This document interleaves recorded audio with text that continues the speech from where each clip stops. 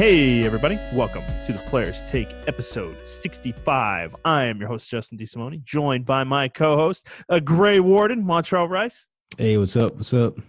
How are you doing, man? All right, just living life, playing video games, Surviving? surviving, trying to survive. It's hard out here, man. Survive. It's hard out here. It's really hard out here. How you been? I'm good, man. As I told you before the show, I'm a little stressed out, but I got I got my barber clippers came in on Wednesday. So This is an update about from last week, guys. We've been talking about me getting a haircut for like 3 weeks now. So I got the barber clippers yesterday, but I'm waiting on the guards to show up, and they're supposed to show up Saturday, but I don't even think they've shipped yet.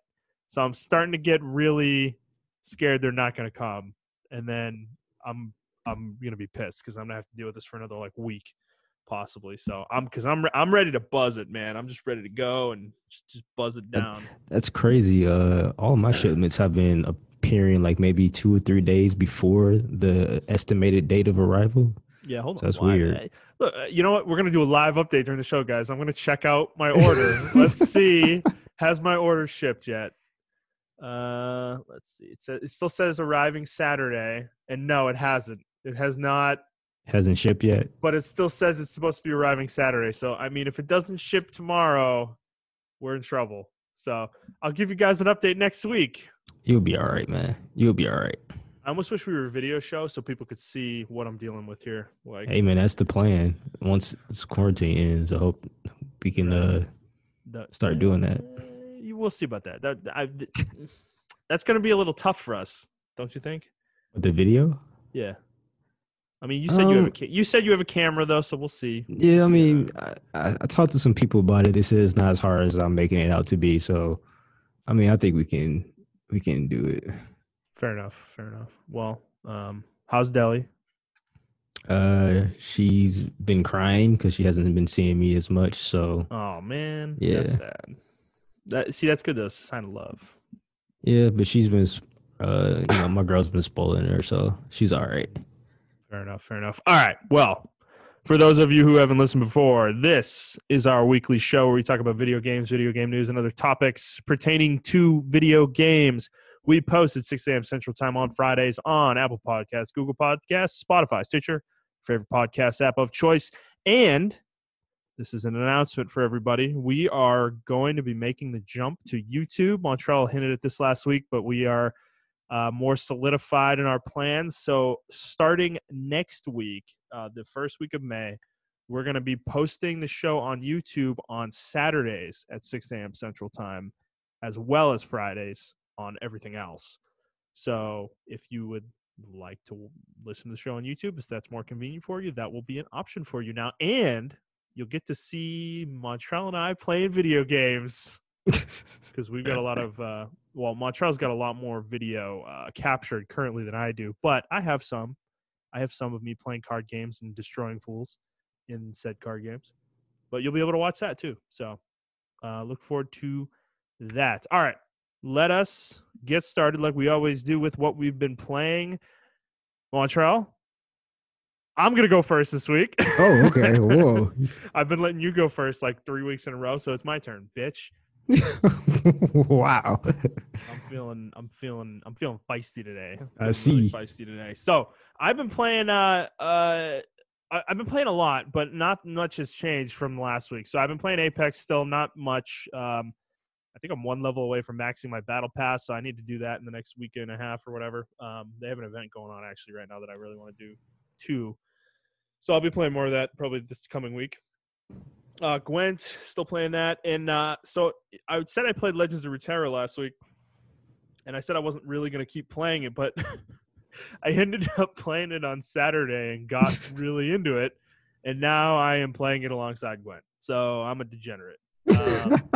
This game's fun. It's surprisingly fun for me. I like their design philosophy with it. It is a lot less. It seems like they're trying to mitigate luck factors in this game compared to other card games, which is always the bugaboo with card games. But I played the arena, basically. So it's called Expeditions in this game, but it's essentially arena draft in other digital card games. So you draft like a random deck of cards. I really like the way they do it in this game compared to what I've seen in other games where it's like completely random. In other games, they just give you like 4 random cards to choose from the entire collection of cards.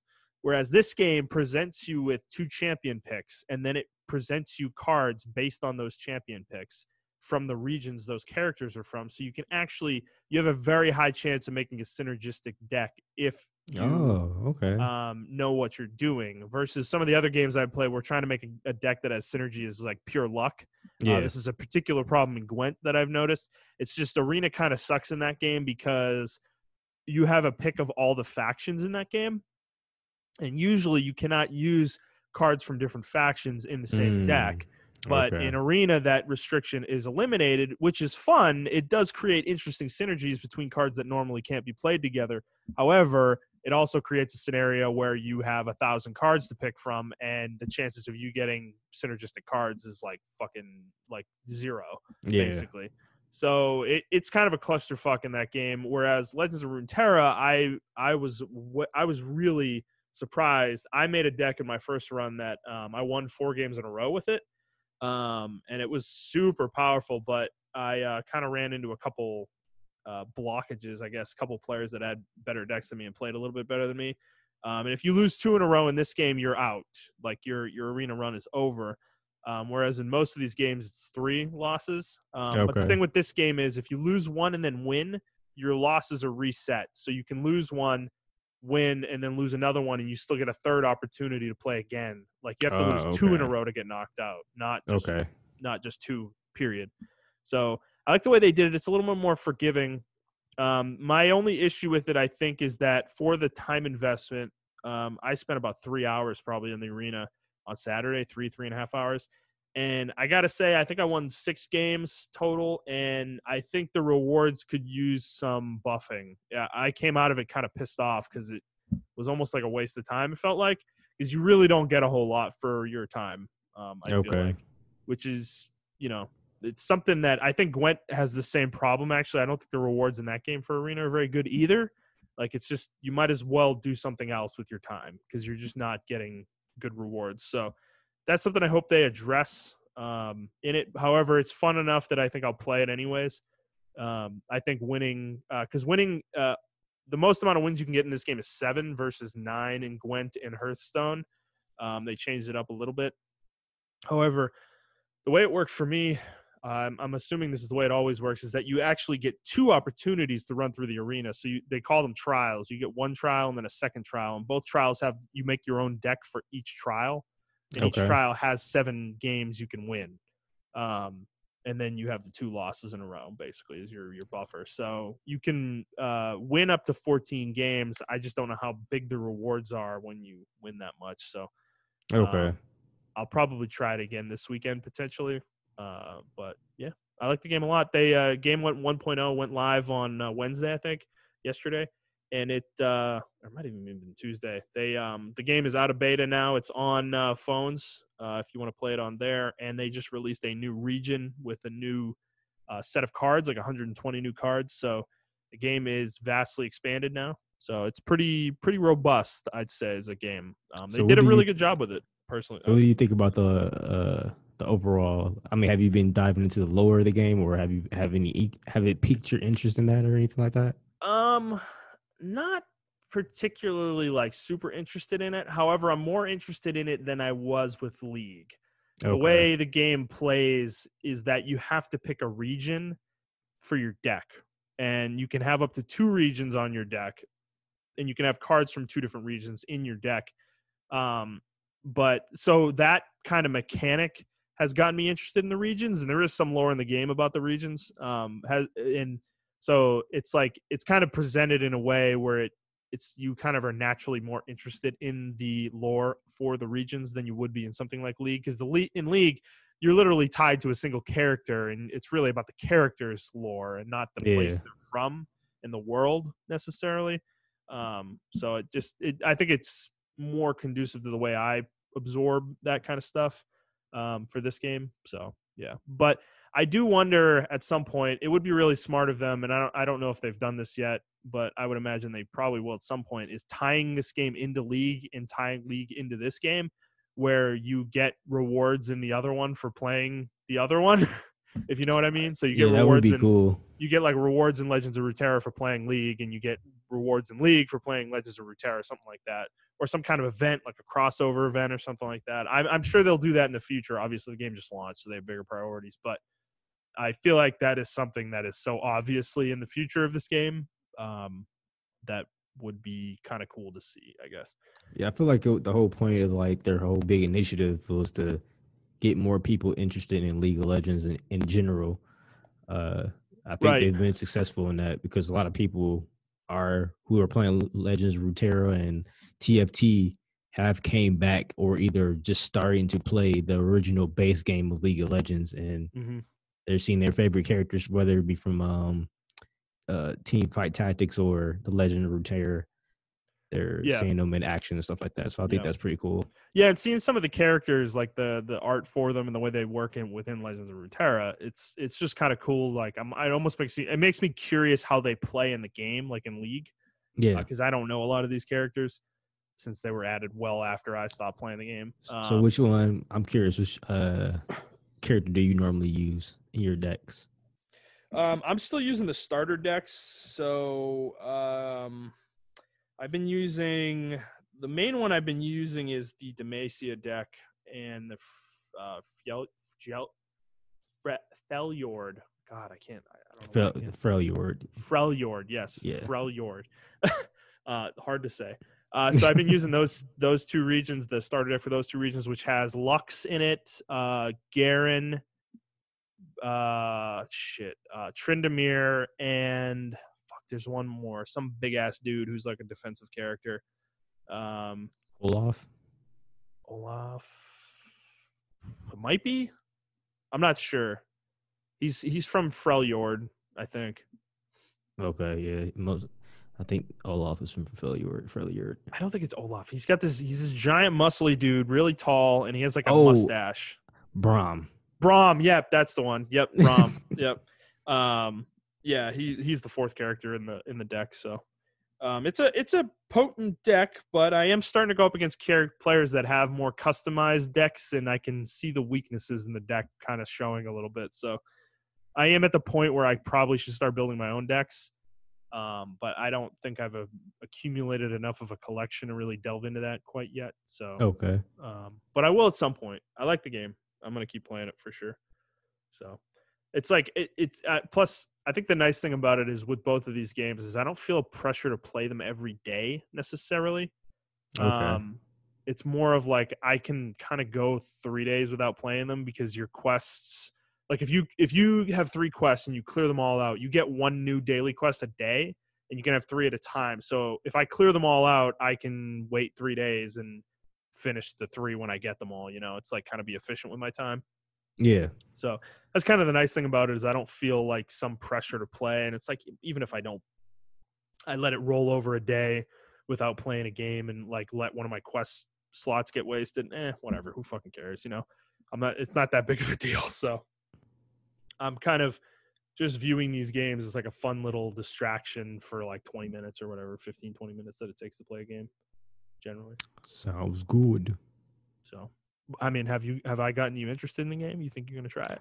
I'm not. Come on, man. It would be fun to play with you. I would like to play with you. I'm just not a huge card game. I used to be really into card games. Man, I know. Okay. Right. I know. Hear me out. Hear me out, though. Hear me out. I know you said the same thing about fantasy games, and you're playing more of those now. So, I mean, I don't know. Well, the difference between fantasy games, you like League, man. I used to be into card games. Like I used to be really into them, and then it just stopped for me. I don't know what happened.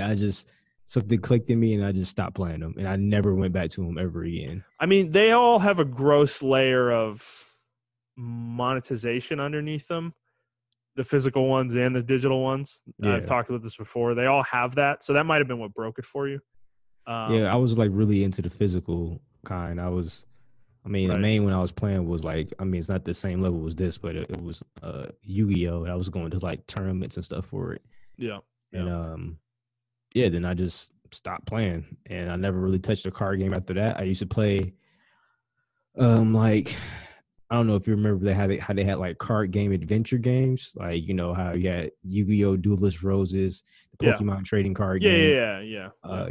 the Digimon Card Battle Revolution game, Mm-hmm. and I used to play those like a lot. I love those games, but I mean, I know they released a lot more, not in those particular franchises, but other games, and I just haven't had the patience. Even when I play The Witcher, I like Gwent. I like Gwent a lot, actually. Like Gwent is really cool. It's really different from a lot of card games. Yeah. But I just never. It's like I don't have the patience to learn a game within the game. So that's probably why I didn't learn it within. I do know I learned the game, I should say, but I don't have the patience to deep dive into it within the game. If that makes any sense. Yeah, I understand what you're saying. I think the thing is, with both Gwent and Legends of Runeterra, there's not a pressure to learn the meta right away. The games do a really good job of easing you into learning how to play, in my opinion, because you're not playing against players who are fucking like decked to the teeth with every card in the game. Yeah. You're playing against other people who are new generally. So it kind of eases you in. You learn the mechanics, and obviously, your aptitude at the game will determine how fast you learn certain strategies and whatnot. But I think in terms of Legends of Runeterra, though, the game is super generous with free stuff, in my opinion. So I don't think there's any real pressure to pay for anything in this game. And I feel the same way about Gwent, actually. Like, I think both games, there's just like very little reason to buy stuff in either game because they give you so much free shit. So it's like that part of it for me is the reason why I'm still playing these games, because I don't feel like I have to pay, to have like a good selection of cards to pick from. So yeah, I don't know. I mean, I recommend it to you. I think you would like it since you like League and you kind of like the world of League. I think it would really enrich that part of it for you a little bit more, because you get to see things. You get to see like units and stuff from those regions that probably aren't in League of Legends. Yeah. Like creatures and characters and stuff like that aren't in actual League. So I think it would be cool from that perspective, and I think the game's really easy to get into too. Okay. So, well, if you decide to play, try it out. I'll play with you. And I'll fucking dominate you with the starter deck. Okay. All right. That's pretty much all I've been playing. I've been playing Final Fantasy VII Remake as well, obviously, but we are going to talk about that at the end of the episode. So what have you been playing, sir? I just started playing Dragon Age Origins today or yesterday. I can't remember when I bought it. I was going to play it on PC, but I'm doing a lot of other stuff on my PC, so I can't really play it because I already have it bought on PC, but it was like $5 on Xbox, so I bought it on the Xbox. And I'm playing Zone of Enders, the collection, and I'm still playing. I'm kind of juggling 3 games at once. I think I'm probably gonna drop Digimon for right now because I just don't really feel like playing another RPG right now. Besides Dragon Age, I just got done with Final Fantasy VII, obviously. So I mean, I was gonna jump into Persona, but like I said, that even though I'm like halfway, I remember I'm like halfway through the game, but from what I read, the normal Persona game was like 70 hours long, and I only got like 36 hours into the game. So I don't know if I'm ready for another commitment like that. Well, the Royal version is probably 100 hours now, because if they did what they did with Persona 4 Golden, like they added an entire new arc of the game in Persona 4 Golden. So if they did that with 5, like Jesus Christ, like most likely they did, because I think they added a character. So yeah, right. So yeah, so I mean, the game's already long and good. That's what she said. Yeah. But I was thinking the same thing. Degenerates. But like I said, I don't know if I have the headspace, because I saw a tweet from somebody. This is Persona 5 Royal, and they're like, 117 hours, I finally beat the game, and it's a thrilling experience. And that scared the shit out of me, because I might have been playing Royal, and I'm like, I know the original is like 70 hours. Right. And I don't think I have the patience right now to do all the romantic stuff. And I know you don't have to, but to get certain bonuses, I believe. It's part of the game, though. Yeah, Like it's the whole yeah, thing. Like Persona is a whole thing. Like yeah. I don't feel like you can skip a part of it. It's Yeah, like exactly. And I just don't feel like doing that right now. I feel like I did that with Mass Effect, so I don't really feel like right. doing it with another game right now. It's And even to a certain, overwhelming. yeah, even to a certain degree, Final Fantasy, but not as fucking Like insanely overwhelming. it's exactly, yeah. So because I know with Persona you get like certain bonuses and power ups and things that you link romantically with one character or something of that nature, or unlock a friendship or something of that nature. So I Mm-hmm. know it affects your battle stats and everything like that. And like I said, yeah, it's just overwhelming right now. Even for like Dragon Age, at least I don't have the option. At least I have the option not to pursue people, and I think that's what I'm gonna do. I'm just gonna play straight through without pursuing Hmm. anybody. In Dragon Age, I might take a liking to one or two characters, but Man, I don't know if you're gonna be able to manage that. yeah. um, I'm 8 hours in right now. I just passed. I think the first town is called Loren, I believe. Oh, I don't remember, dude. I played that game back when it came out, so I remember so little of it, even though I think it's a really good game. I remember the back half of the game more than the first half of the game, I That guess makes I'll sense. A say. lot of people said that. Yeah. Um, I'm playing the first 8 hours. I mean, so my thoughts of it right now is, uh, it is a dated game. I would have rather played it on PC because I remember the first 2 hours I did play on PC. As far as combat, you get a lot more options than you do on the Xbox version. Mm-hmm. Uh, the Xbox version doesn't do the overhead thing. It doesn't go overhead. Oh, really? You can't Yeah, even so do that it? no, you can't do it. It does freeze time for you. You can make moves, but you can't go as far as you can't really get strategic as much as you can on the PC version, which is very disappointing because I really wanted to do that. Because I usually say I don't like games like that, but then I played Couture and beat Couture, so that's why it was so weird to me because this game plays awfully like Couture, like it's Yeah. literally Couture, but like release more polished. Mm. Um, I will say this game came out a year after, maybe 2 years after Mass Effect One. I think Mass Effect One came out Yeah, I think it was 2007. I think it was 2009. Origins came out. Okay, Dragon yes. Age.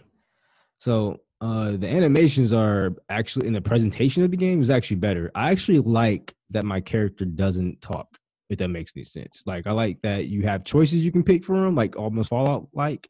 It Mm-hmm. is like Fallout, but he doesn't talk. It's he's not necessarily a silent protagonist, but he doesn't have a voice actor, if that makes any sense, guys. Right. Yeah. Um and I like that. I actually like that compared to, like, I guess, dealing with Commander Shepard and everything like that. I feel like I can insert myself into the game a little bit more better. Like I'm really getting into the role of being like an elf rogue right now. So Good choice, man. yeah. So um from that aspect, I like it because I can. It's more immersive in that aspect. The combat is actually pretty decent. I don't mind it at all.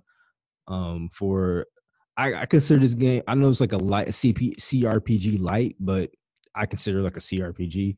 Um, so I do like it from that aspect as well. So I may get into other CRPGs in the future, uh, just to see if I like that genre in general.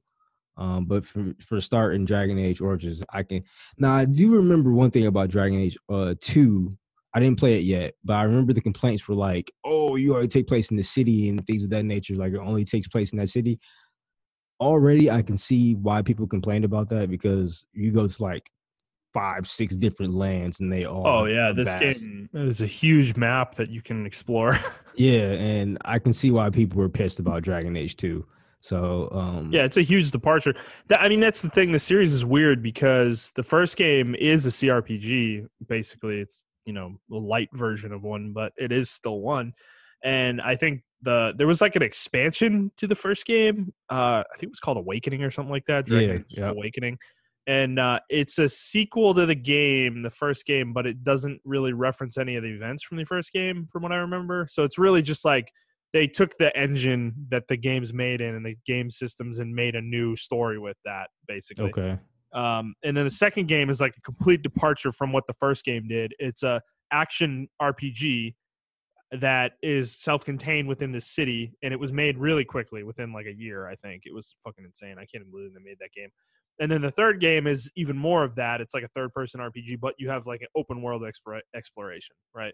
So the series is really weird. Yeah, because and with the third game, Inquisition, you do have CRPG aspects for it. You can pause time. You can give your move them to certain points of the map and things of that nature while you're in combat, which is pretty cool, which is why I like Inquisition a lot, because I had a lot of choices I can make. And that, I think that's why I like Dragon Age Origins. So I think Inquisition is like a combination of 1 and 2. They're like, okay, we're just going to combine them both. So, I mean, I'm enjoying the game so far. I really don't have anything to say about too much right now. I'm only 8 hours in. Zone of Enders, I just wanted to play like a little action game, but I didn't want to play like a deep action game. What a random game. Like, I never played the second run, so I'm playing that one. I beat the first one long ago. Yeah. But I never played Zone of Enders the second run. So I'm about to play through that, or I'm playing through that right now. And also I didn't put on here, I start playing Star Wars Battlefront 2, which I also gonna have gameplay footage up later on. Okay. And that game is, I mean, I saw a community update for it, and they were talking about all the stuff they did to it. And they put this mode in called Supremacy mode, which is pretty much, I don't know if you guys play Battlefield, which is pretty much, I don't know what the mode is called, but Conquest was the Conquest mode. Or if you play the old Star Wars Battlefronts, you had the control points you take over in the map. So they did that. They converted their maps into that, and it's pretty much that at this point. But they also have a mode, or in the Supremacy mode, certain maps, once you take over the ground war, you go into the ships, and then you have a space battle, not a space battle type thing, but you go into the ships and take over the ship as well, and then the ship explodes or whatever. Okay. So I mean, they did like the game. That sounds like old Battlefront though. Yeah. Sort of, right? Yeah, sort of. Like, they really did a good job in the game. All the heroes are unlocked for you. Only thing you don't get is their cosmetics, like their different outfits, but all the heroes are unlocked for you already. Oh, okay. Cool. Well, yeah, because they took the loot boxes out, right? Yeah, the loot boxes are still there. They still have loot boxes, but the game is not as dependent on the loot boxes, if that makes any sense. Understood. Okay. Yeah, so but they balanced a lot of stuff out, and the game feels really good now to play. I'm surprised that no one's actually talking about how good the game is now. It's funny that you bring this up, because I saw an article come across my feed today or yesterday talking about how fucking good the game is now. Like, they said the game is like as good as the old games. Yes, I can actually agree to that. That it's really good now. Like, I was having a lot of fun playing this game. It's just stupid that it took them 3 years to get there, Yeah. Like, I don't understand these companies, dude. Like, you release this broken bullshit fucking monetized up the ass game. People get pissed at you and abandon the game, and then you spend 3 years fixing it and you make a great game. And it's like no one got to experience it. Yeah, I really think what the issue was, they were trying to make the game their own identity besides the money. I think a lot of game companies, when they take over these old IPs, they really want to make it their own. And I understand that, but a lot of people fell in love with Battlefront because it's a Battlefront game. Like, we didn't want that DICE flair to it, like destructible environments and stuff like that, but we just essentially wanted Battlefront.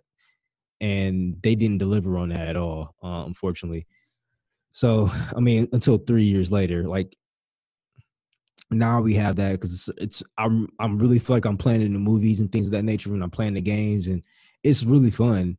The graphics are really good, and it's a really fun game. It's just, like you said, though, it's just a shame that it took 3 years to get this game to where it needs to be. If this game had came out this way on release, it probably would have been the best Battlefront game ever.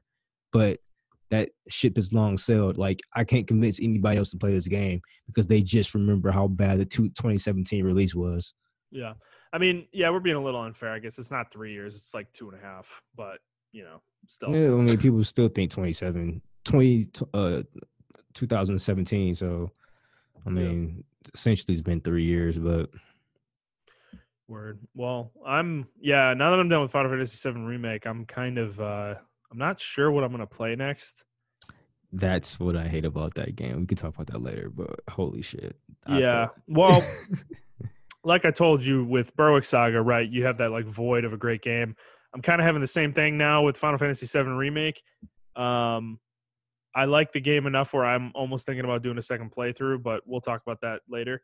I'm kind of feeling like I think I'm going to get back to Mass Effect 2, and I'm kind of thinking about turning my Xbox on and doing a playthrough of Banjo-Tooie, man. Okay. It's been a long fucking time since I played Tooie. And the last time I tried to play it, my N64 cartridge would crash every 30 minutes, so I couldn't play the game on there. So now that I have an Xbox, I can actually play it on Xbox, the enhanced version too. So I think I'm going to do that, honestly. Oh, that's cool. I mean, if you don't have it, I can always share it with you, I believe. No, I have it. I own it. No, I own it on Xbox Live. I have it downloaded, actually, both games. That was the first thing I did when I got the Xbox. I haven't, like, turned the thing on, though, since then.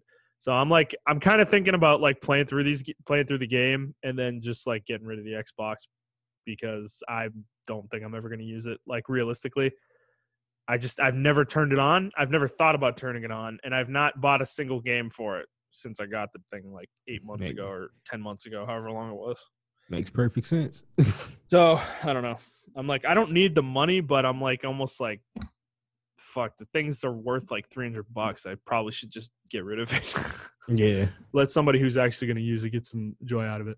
Okay, cool. Is that all you've been playing? Yep. All right, let's move on to news. We don't have a lot of stories this week, but the ones we do have are pretty hard hitting. So let's get started. So we talked about a couple weeks ago, Gearbox not giving out bonuses for Borderlands 3. And there has been some developments with this. Randy Pitchford has been defending himself on Twitter, of course. No surprise there. But some employees from the company have actually come out in defense of Gearbox. And one of them posted on LinkedIn. So a game director at the studio, Maxime Babin, posted something on LinkedIn, posted a blog post on LinkedIn about this, giving their perspective on what happened here. And I think I'm just going to read it verbatim, and we'll kind of discuss our thoughts on it, I guess. So, quote, "My name is Max Babin, and I have been in this industry for over 10 years, working for both small indie studios and big AAA companies. From my experience, there is no royalty system as transparent, mathematical, and objective as the one that the Gearbox founders decided to implement. It is a system designed for people to reap the rewards of the entire studio's success, independent from your position, project, or how in favor you are with leadership. So here's what's wrong with what has been recently reported. Being transparent with numbers doesn't make them a promise. Borderlands 3 is my first major project shipped with Gearbox, so we all knew it was a killer project, and we were super excited to see how the fans would respond to it. There were company-wide meetings where various earnings projections would be displayed. These projections were displayed as an act of transparency and never made into any promise. Be cool.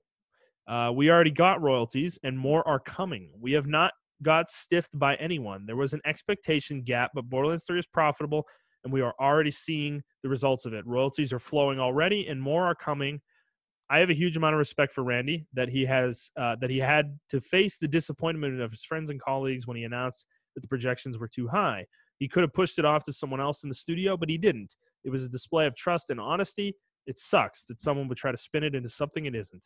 It is particularly painful to have to discuss this at a time when millions of people outside the video game industry are struggling financially.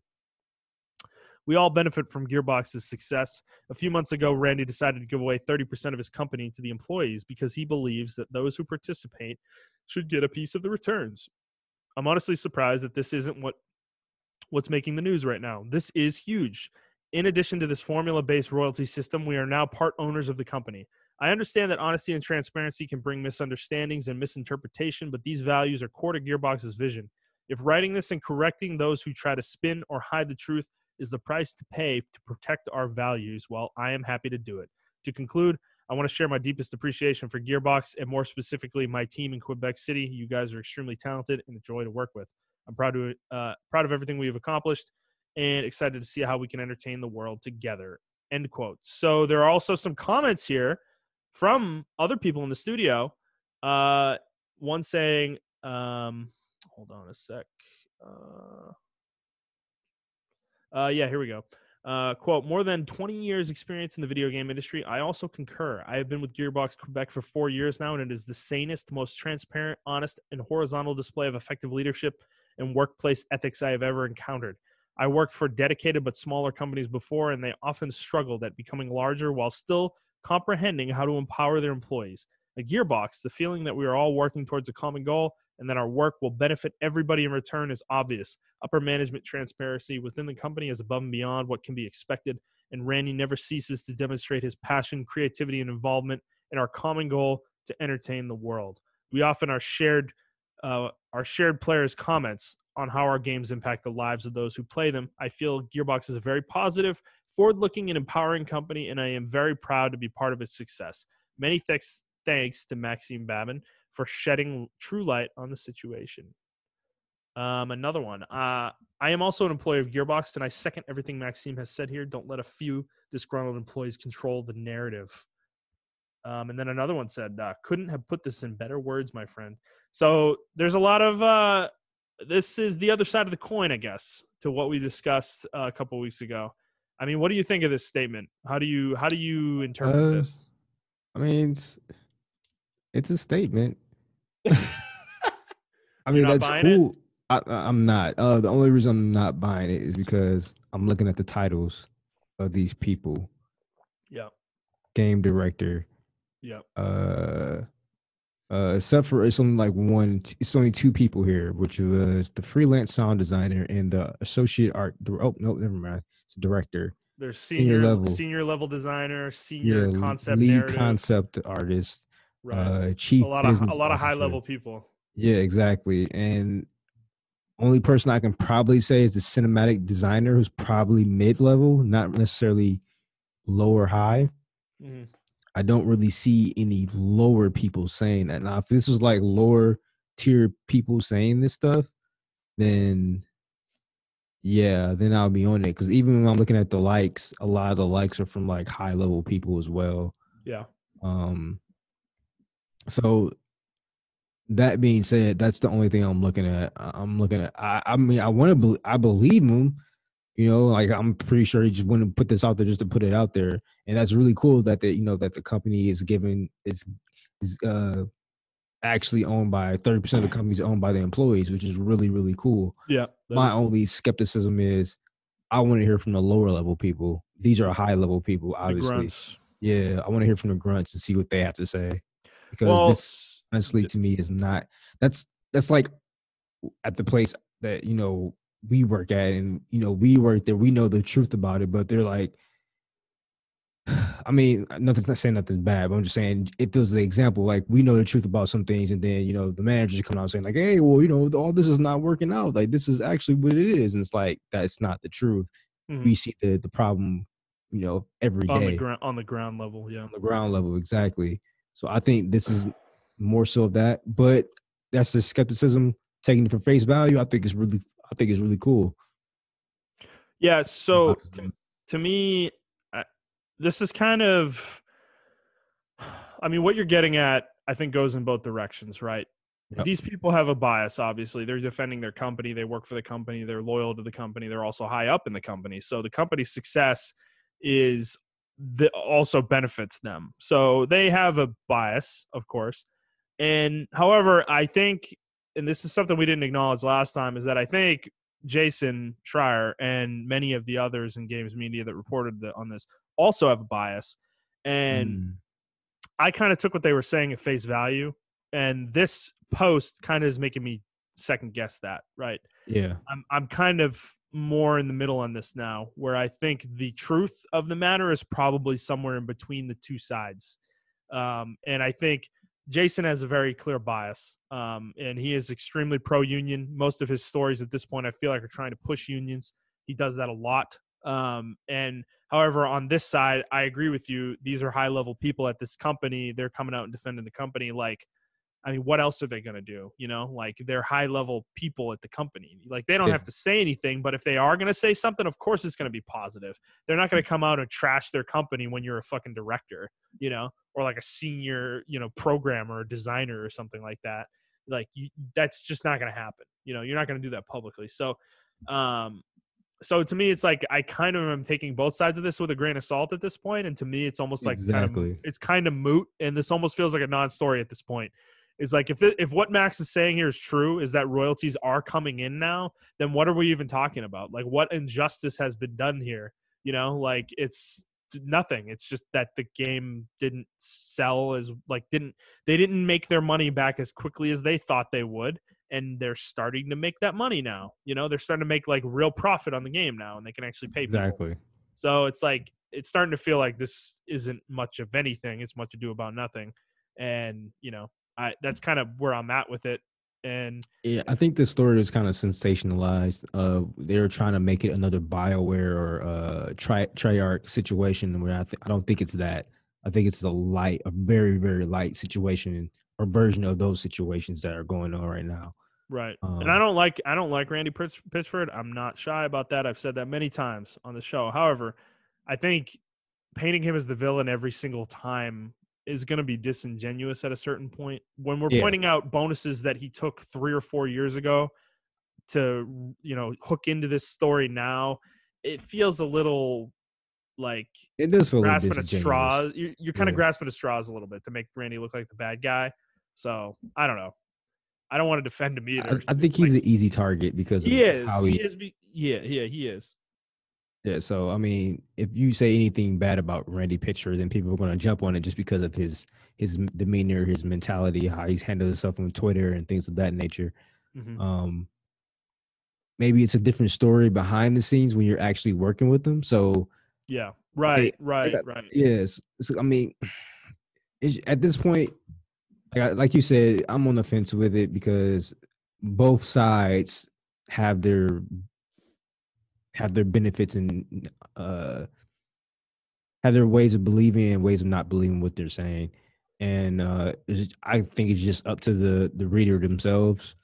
I think, but at the end of the day, I don't think this situation is as serious as, like I said, the Treyarch or BioWare type situation where those people were truly overworked and things of that nature, where even the company, well, Treyarch never said anything, but BioWare had to acknowledge, like, hey, yeah, this is really bad. We have to do better on that, on that front.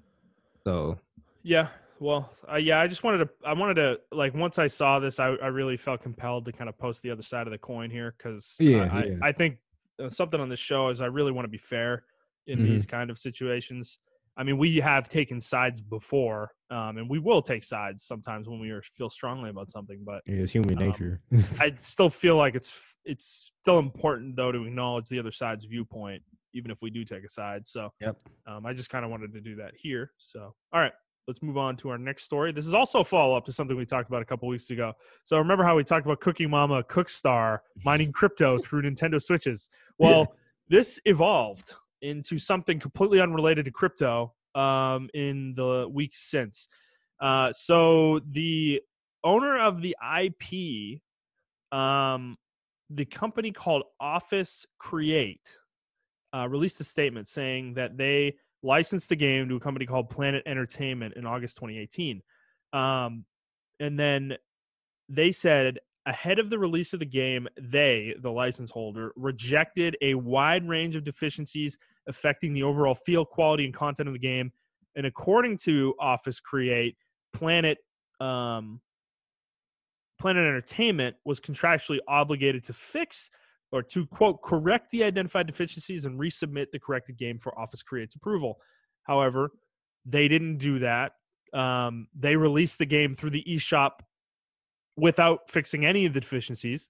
And they've continued to say that the PS4 version of the game is coming. However, Office Create says there was never a license to make the game on PS4, and they do not authorize this. So the game has gotten taken down on the eShop. We already said that a couple weeks ago. Wow. I kind of think this is ultimately the reason why, and it probably has nothing to do with the crypto mining thing.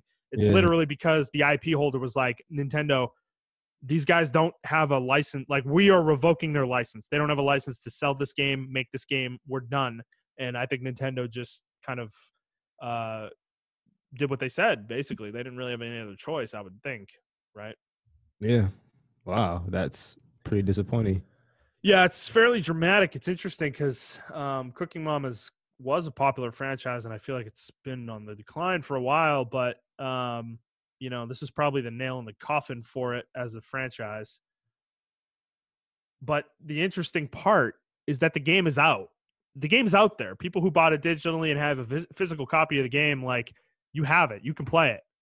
It's like, it's not like they're going to take that away from you. So it is interesting. It's going to be an interesting thing in the history of games to look back on as a game that's like super rare, I guess. Yeah, I was saying, I think it's going to be one of those games like that's going to be worth $300 or $400 like 10 years from now. Yeah, but it's funny. The game like isn't reviewing very well, so it's going to be like a garbage pile of a game. But it's going to be so rare that it might have worth just because of that rarity. Yeah. So that's crazy. Well, I thought that was a really interesting story. The wonderful world of video game IP. All right, yeah, that was a quickie. Let's move on. This is probably the biggest. This is the hard hitting one of the episode. Yeah, so, yeah. This happened this week, 2 days ago, I think, on Tuesday. We're recording on Thursday. Twitter exploded late this week. The Last of Us 2, was parts of the game. Large parts of the game were leaked online, and by leaked, I'm not like large parts of the game. When I say that, I'm talking Spoilers, video, like video of the game. This isn't like a plot synopsis that some fucker on Reddit made up or somebody on 4chan said they got from like a Sony email chain. Like, no, this is literal video of the game, of cinematics in the game that is still out there. You can find this if you want very easily. And I mean, this was a huge deal. Like, it was such a big deal that yesterday, on Wednesday, Sony came out on the PlayStation blog and announced a release date for Last of Us 2 of June 19th. And they also announced Ghost of Tsushima for July 17th. I am really upset that game got pushed back. But, I mean, there's no other reason they announced this date so soon than the leaks happened. Like, this is devastating for them. I'm curious. Like, I want to say what I'm thinking, but I don't know how to convey what I'm thinking. So what do you think? What are the reasons you think this leak caused them to drop a release date? Because wasn't the whole reason why they didn't want to do this was because of COVID-19, right?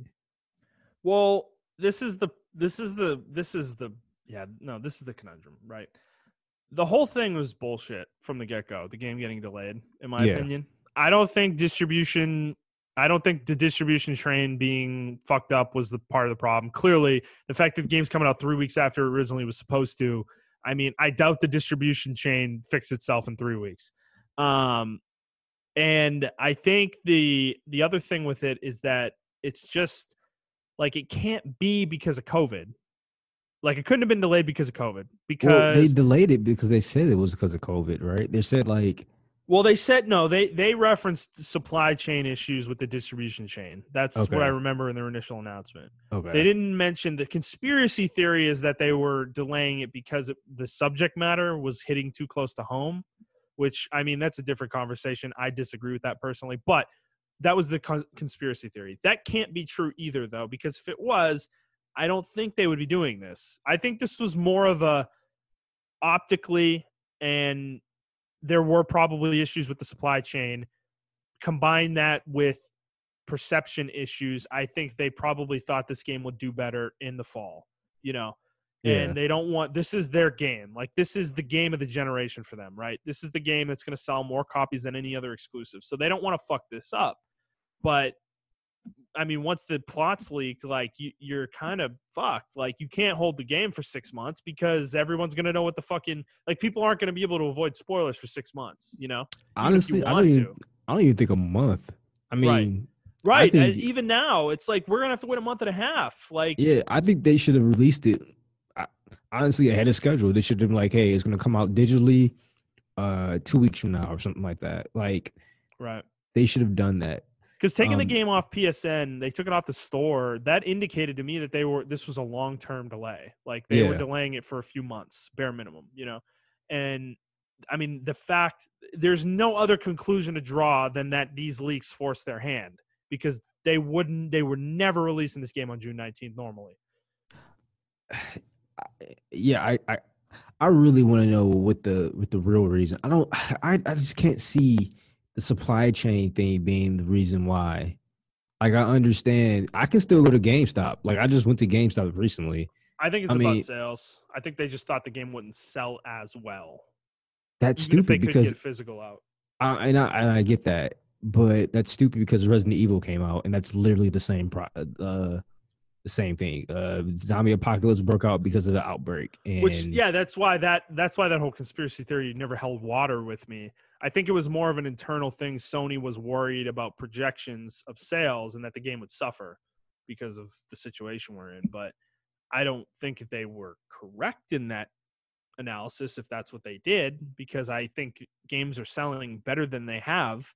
Like the MPD numbers last month prove that games are selling better than they have in like a year and a half, So I feel like they probably should have just stayed the course originally, and they never would have had this problem on their hands. And now they were forced to delay Ghost of Tsushima, even if they didn't want to, because the games were going to be a week apart, which they can't do. And now, but we're in the same situation we were, though, with these two games, that now they're a month apart. And it's like, I feel like they're fucking Ghost of Tsushima over still. Like, I just don't think it's smart to have these games so close to each other, I feel like what they should have done, if they were really worried about this, they should have waited for Final Fantasy VII to see how that was going to be released. Because besides Last of Us 2, Final Fantasy is probably the biggest game this year that's getting released. Besides Cyberpunk and things of that nature. But that's later in the year. Yeah, that's later in the year. So talking about the immediate release, Final Fantasy VII was one of the biggest games. And that game sold really well. And I feel like Sony should have waited. They should have waited until they kind of gauge where that's going to be at, and like, okay, well, we can probably do the same amount of sales, if not more or less or whatever, a little bit less. Yeah, right. I just think they jumped the gun really bad. I honestly, and they got caught. They got caught by this leak. Yeah. Because they said the employee released it because he said he was disgruntled, and we don't know if it was he or she, but they were disgruntled, and I don't know if they weren't getting paid or they were just overworked and tired. And honestly, if I was working on a big project and you tell me, hey, Montrell, yeah, we're not going to release it, I will be pissed too. Like, what do you mean you're not going to release it? Especially if you have some kind of contractual obligation for the game on sales and things of that nature. What if that was in his contract or in their contract for like a bonus is based off, exactly, sales of the game or something, and the game getting delayed pushes that bonus back potentially. Exactly. And then not only that, but we have the whole article about them being overworked and everything of that nature. It was just the perfect storm for disaster. I feel bad. Only people I really feel bad for, to be honest with you, are the lower level employee. No, I feel bad for Naughty Dog, but I feel more so bad for the fans of The Last of Us, because now you guys have to go on super like darkness. Blackout. Yeah, my brother's been struggling with this. Like, he said he posted on Facebook about it, and some asshole like fucking messaged him with a link to the leaks. Private messaged him about it, and it's like what is wrong with people, man? Like, this is the problem. I don't like. Okay, if you're a disgruntled employee, like, I usually side on the side of the employee with these things, but this isn't the way to air your grievances. This isn't the way to get back at the company. You're just doing more harm than good here. Like, you're not helping yourself. You're not helping anybody that works for the company. You're not helping the fans. You're hurting everybody involved, And it's like, this is such a negative way to do this. And obviously it's a fucking video game, and okay, boohoo, whatever. Like, if you get spoiled for it, is it really the end of the world? No, it's not. But I mean, this is a game though that people have been anticipating since the first one came out, So I don't know. It's like, given the place media has in our society, this is a big deal to us, and it's like, it sucks because I do care about the game and I don't want to be spoiled personally. And I know you've went and like looked at the spoilers, and I know other people that we know have as well, but it's like, I care enough about this game. Like if I see spoilers and I get spoiled for big parts of the game, I'm not sure I'm going to play it, Yeah, and I'm still going to play it. Like, the spoilers haven't really negated me from not playing the game. Like I said on my Twitter, I don't have a big investment in the game. I like the game, but I'm not like super invested into it like a lot of people are. Right. So that's why when I saw the spoilers, I was just like, oh. But I didn't say anything because I know it's going to be a huge.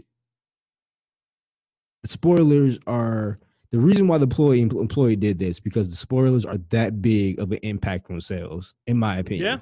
Yeah, it's the most damage they can do to the company. Yeah, and the way they wrote the story, I already can see why it would impact it, and I already see why Sony made the decision they made to drop this game now or in June. Honestly, I would have dropped it now. Like, I would have just. I'm so fascinated though. That gets me so fascinated. Like, what did they do in this game? That this could actually hurt sales. The fact that the plot spoiled. Like, it's that bad. Like, it's one of those plots where you just don't see it coming. And I'm not gonna say anything else, but I feel like that's why. Honestly, I don't even feel like Sony's taking it seriously. I don't feel like Naughty Dog's taking it seriously enough. I think they need to drop this game now, like right now. Yeah. And I understand like that's kind of impossible to say because I'm on this end of the spectrum. But if I feel like by June they're gonna get, it will cut it will cut their sales in half. Like, that's how I feel about the game. We'll see. I mean, we'll see. We'll see how it plays out. I don't know. Like, if I can manage to, for somebody that has to go online and like get news for our show, if I can avoid spoilers, I feel like most people reasonably should be able to as well. Oh yeah, I feel like the information has already died down on my timeline, and I haven't even muted like The Last of Us or anything. Like, I haven't taken any precautions to mute it. Me either, and I haven't really seen any discussion about it in a few days, or in a day or two, I guess. Yeah.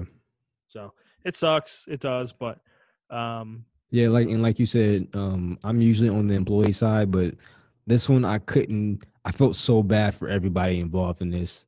All the fans and everything of that nature. Like, I didn't even patron. You know how sometimes I usually troll, but I didn't even patronize it. I'm like, this fucking sucks. Like, that's shitty as fuck.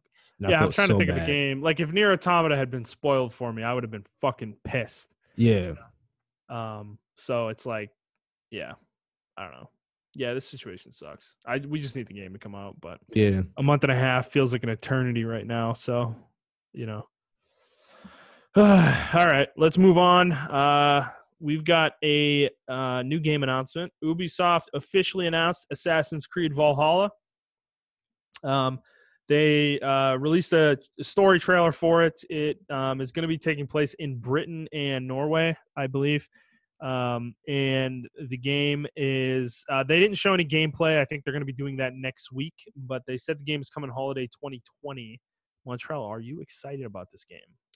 Yes. So I went back and played. I didn't finish Odyssey, even though I put like 20 hours into it, but I did go back and play. Though, dude. Yeah, it is. Yeah, it's so just too big. That's the problem. Yeah, I did go back and play Odyssey.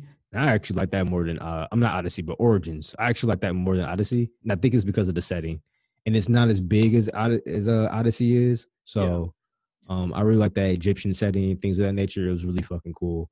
Yeah, Odyssey is just like a fucking behemoth of a game. Like, the game's so intimidating. That's kind of my problem with Assassin's Creed. Is like, I really liked Odyssey of what I played of it, but I'm like so intimidated by how huge I think this game is gonna be that I don't even know if I'm want to even think about jumping into it.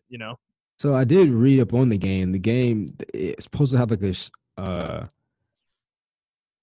a real-time strategy aspect to it. You can take towns and things of that nature and there's gonna be like town building, I think. Yeah, so I'm really interested by that. I did have an interesting conversation on Twitter, though. I'm interested in your viewpoint on this. So a lot of people were saying, one tweet that stood out to me, somebody said does Assassin's Creed even have any assassins anymore? Like, where's the hood at? And Yeah. I was just like, they're like, yeah, what does assassins have to do with Vikings? And I was just like, I we were all just praising Origins like Does it 2-3 matter years. though? Does it matter? So that's exactly what I said. I said they were releasing Assassin's Creed.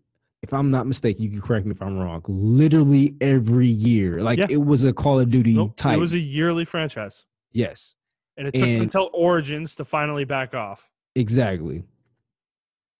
And it was getting so stale so fast. Yeah. And I was done with it. I was done with the Assassin's Creed. Like the original style, the last game I played was Black Flag, and that was over 8 years ago. So Mm-hmm.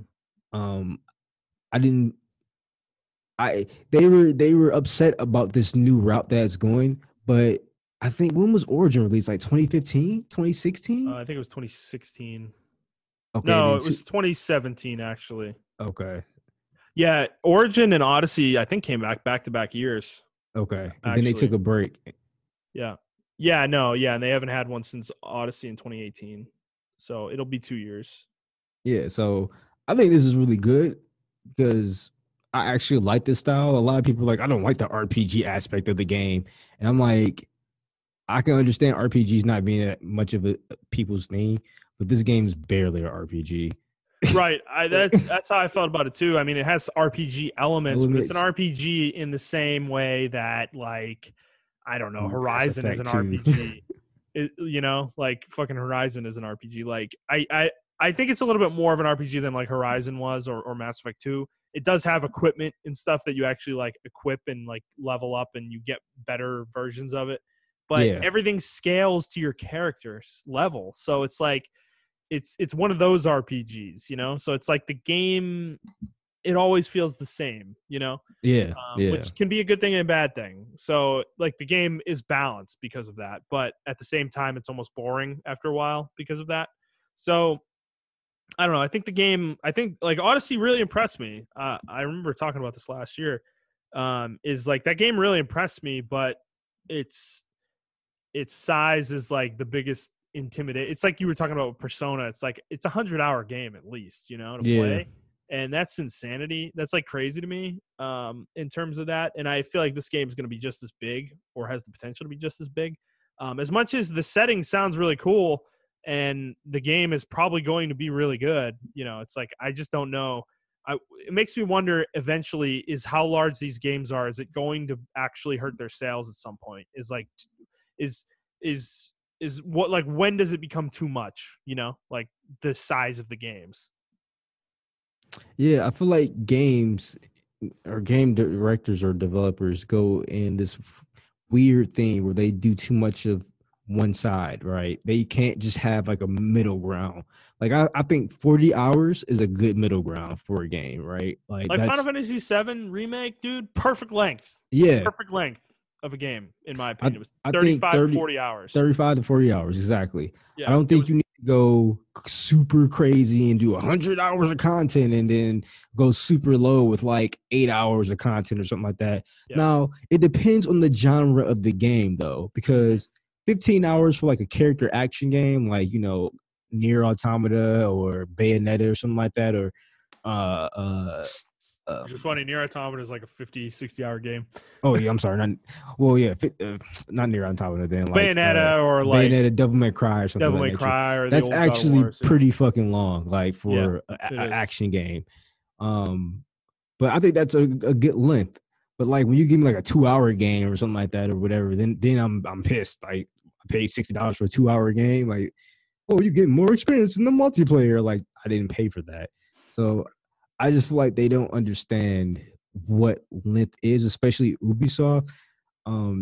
They go either extremely in the wrong, in the left or the right. They just never can go down the middle. Like I mean, their philosophy is more and more and more. Like it always has been more and more and more, and that's why the game.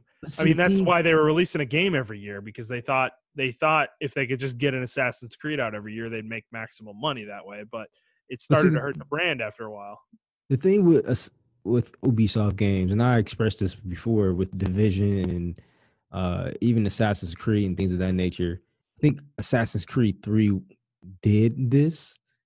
It had like mythical creatures or whatever in Assassin's Creed 3. I can't remember. I don't fucking know. Was it? That was the American one, like the colonies one. Is that the one where Desmond dies, right? Spoiler alert. I don't fucking know. I haven't, dude. Odyssey was the first one I ever played, so I have no idea. Okay. The thing with Ubisoft games is they lack imagination. Like they do a really good job at creating a story, like a thriller story within history or something like that, putting a spin on it. But then it's like with Odyssey, right? Even with Origins, it was like, I'm not going to run to a mythical creature. Like, I'm not going to run to like a Sphinx, right? Like in Origins, I'm not going to run some Egyptian, like mythical creature that I'm going to have to fight. Or I'm like still going to be Minotaur or Medusa or something. Exactly. I'm just going to be fighting humans or animals. Man, that would have been so fucking cool. Exactly. In Odyssey, dude. Like, oh man, that would have been sick. Yeah, I mean that's something that we complain about with Division 2, right? Is like, I'm not saying their games need to have a supernatural element, but there is that like film that you're talking about of like kind of genericness that Ubisoft games kind of have, and I think that's something that they've never really escaped from. And I don't know, like because they make game worlds, I feel like, better than almost anybody, you know? They do. And to see something like that's what will make it so good, right? Because say like you are playing 50 hours of Division, or you're playing like 20 hours of Division, you're like, man, this is it. And then like some kind of random, it doesn't have to be like a mythical creature. It can be like the virus mutated and it's just like a mutated dude or something like that. He's not super like, I ain't talking Resident Evil style nemesis, but he's like kind of mutated and he's kind of fucked up. Like they could do something like that. Or even with like the Vikings or whatever, like have some kind of supernatural element. Like just kind of throw in a little flavor into the mix because it's all vanilla. Like that's how when I play a Ubisoft game, I'm expecting something to just like a little mint in my vanilla ice cream, a little mint chocolate. It's not there though. I'm not going to get it. And that's what makes, in my opinion, the game kind of those games boring, or not boring. I wouldn't say that because they're fun. Tedious. It makes it feel tedious because it's the same enemy. Yeah, those different creatures diversify the gameplay, and this is why The Witcher 3 works so well as a fucking game, because that game, yes, I understand the setting gives them an advantage, CD Projekt an advantage where they can play in the realm of the supernatural, but that realm lends itself really well to gameplay because you have different encounters, tons of different encounters where, yes, the gameplay in that game is not the best, but it's such that, like, on the higher difficulties, there is some thought process going into those fights because the enemies are different. They fight differently. Like a foglet fights differently from a fiend, which fights differently from a drowner, which fights differently from a human, Yeah. And like, whereas in Assassin's Creed and Odyssey, this is especially true. I feel like there was like 4 different classes of enemies. There was like the spear wielding guys, there was the archers, there was the big heavy dudes, and then there were like fucking regular Praetorians, It's like, that's kind of the game, and that's it. You run into that version of every enemy for the whole game, basically, Exactly. And you know how to deal with each version of that enemy. Like, I feel like Odyssey was the perfect example to not go super God of War-ish, but throw a Minotaur in there. Like that, I feel like that would have been well within the realm of Odyssey. Like, you're playing in history, right? And I know the game takes place in a world that's like built in reality, but you can create, I don't think they have to play in this realm of hyper-realism with these games. Like, yes, you don't have to put it so that like Medusas are roaming around the countryside, fucking turning people to stone, but you can have an area where there's like a dungeon or something where there is a Medusa, and there's like one in the whole fucking game, and it's like, that's a specific special quest, and given that you were in Greece, a civilization that was so heavily influenced by mythology and mythological stories, and like they had all this stuff in there, you can play in that realm, I feel like. And the Vikings have similar kind of mythology, so I would love to see that. I just don't think we're going to, unfortunately. Unfortunately. And that's the sad part, because it would be cool to just run across that, right? Like just run across something like that and be like, oh, okay, this is actually different from the rest. Like, and you killed like the last mythical creature of Right. their kind Yeah. or something like that. So Yeah. that's why they're not in history anymore, and they're only legends of this. It's so many things they could have done with that, and that's just my biggest problem. Like, I'm excited for the game. I'm going to play it, but those are just my biggest things with Ubisoft games. Man. It's just that they I gotta lack go back. Sorry. imagination. Yeah, I gotta go back and play Odyssey because I really did like the game a lot, and I was really excited by the idea of exploring that world. Maybe we're wrong. Maybe there is some new supernatural shit in that game because I do Yeah, remember the DLC. The first one took place in Atlantis, which is not really a real thing, you know. yeah, So you know that's kind of a hint of the supernatural that we're talking about. So maybe they did delve into that realm, and we just didn't actually experience it in the portion of the game we played. yeah, But yeah, I don't know. Yeah, it would be exciting. I think Assassin's Creed has a lot of potential as a franchise. I just would like to see Ubisoft really go all the way with it, you know, yeah, and maybe pare the game down a little bit. You know, I yeah, don't need a 150-hour game every 2 years. You know, yeah. Because I I get definitely enough of feel like those. Everybody's trying to make a 100-hour game. It's like I don't. Is this if like you some badge of honor you guys have? Like, if you guys get a chance, our listeners, you can just type in like map of Assassin's Creed, and then well, this is what me and Justin like. You start zoomed in, and or what you think is zoomed in. Like I thought this was the entire game, like on this one island, and right? then And you then I zoom out. zoomed You out, zoom and it's out. like It's it's the entirety of Greece. It's literally the entirety of Greece, and you're it's like a speck on the map. You're like a dude. little dot, and it's You like get it would take what? you. It would take you like from the beginning of the game to traverse the whole world. It would take you hours because you would be constantly dying to high level enemies and shit, and it's like you wouldn't be able to. You know, there's no you wouldn't be able to fast travel. It's just like the game is fucking huge. I played it for about 20 or 30 hours, and I think I got through maybe 3 areas. And the game has like 15 zones or something like that. It's fucking insane. The game is humongous, absolutely fucking enormous. Like, We are seasoned vets in video games, and yeah. I'm like, what the fuck? No, this game puts The Witcher 3, like, it makes The Witcher 3 look like an anthill, in my opinion. And that game's huge. Like, it's ridiculous. Like, yeah, no, the game was massive, and it's, like, so intimidating. I don't know. Sometimes there is a point where you get to a point where it's too much. You've made too Exactly. much game, you know? Like, Yeah. and yeah, I don't know. And it's like every game's trying to be open world. Every game's trying to be 100 hours. Like, I don't need I that. don't need that, man. I just don't Like, need that. we don't need that. I think we need like a really solid 40 to 60 hour game, you know, like that would be great if Assassin's Creed could deliver that to me, you know? And then I feel like Cyberpunk's going to be another like 100-hour game. And I'm sure that game is going to be like from wall to wall, like hyper high quality, but yeah, I don't know. I mean, I do feel like Ubisoft is kind of chasing CD Projekt with these games, because that's what Odyssey reminded me of more than anything was Witcher. Mhm. Honestly, like they really went hard down that decision making path that Witcher did, where you have choices you have to make and there's consequences, and they're not obvious what they are most of the time initially. So like, it's interesting. It seems like I think Ubisoft's been really heavily influenced by CD Projekt.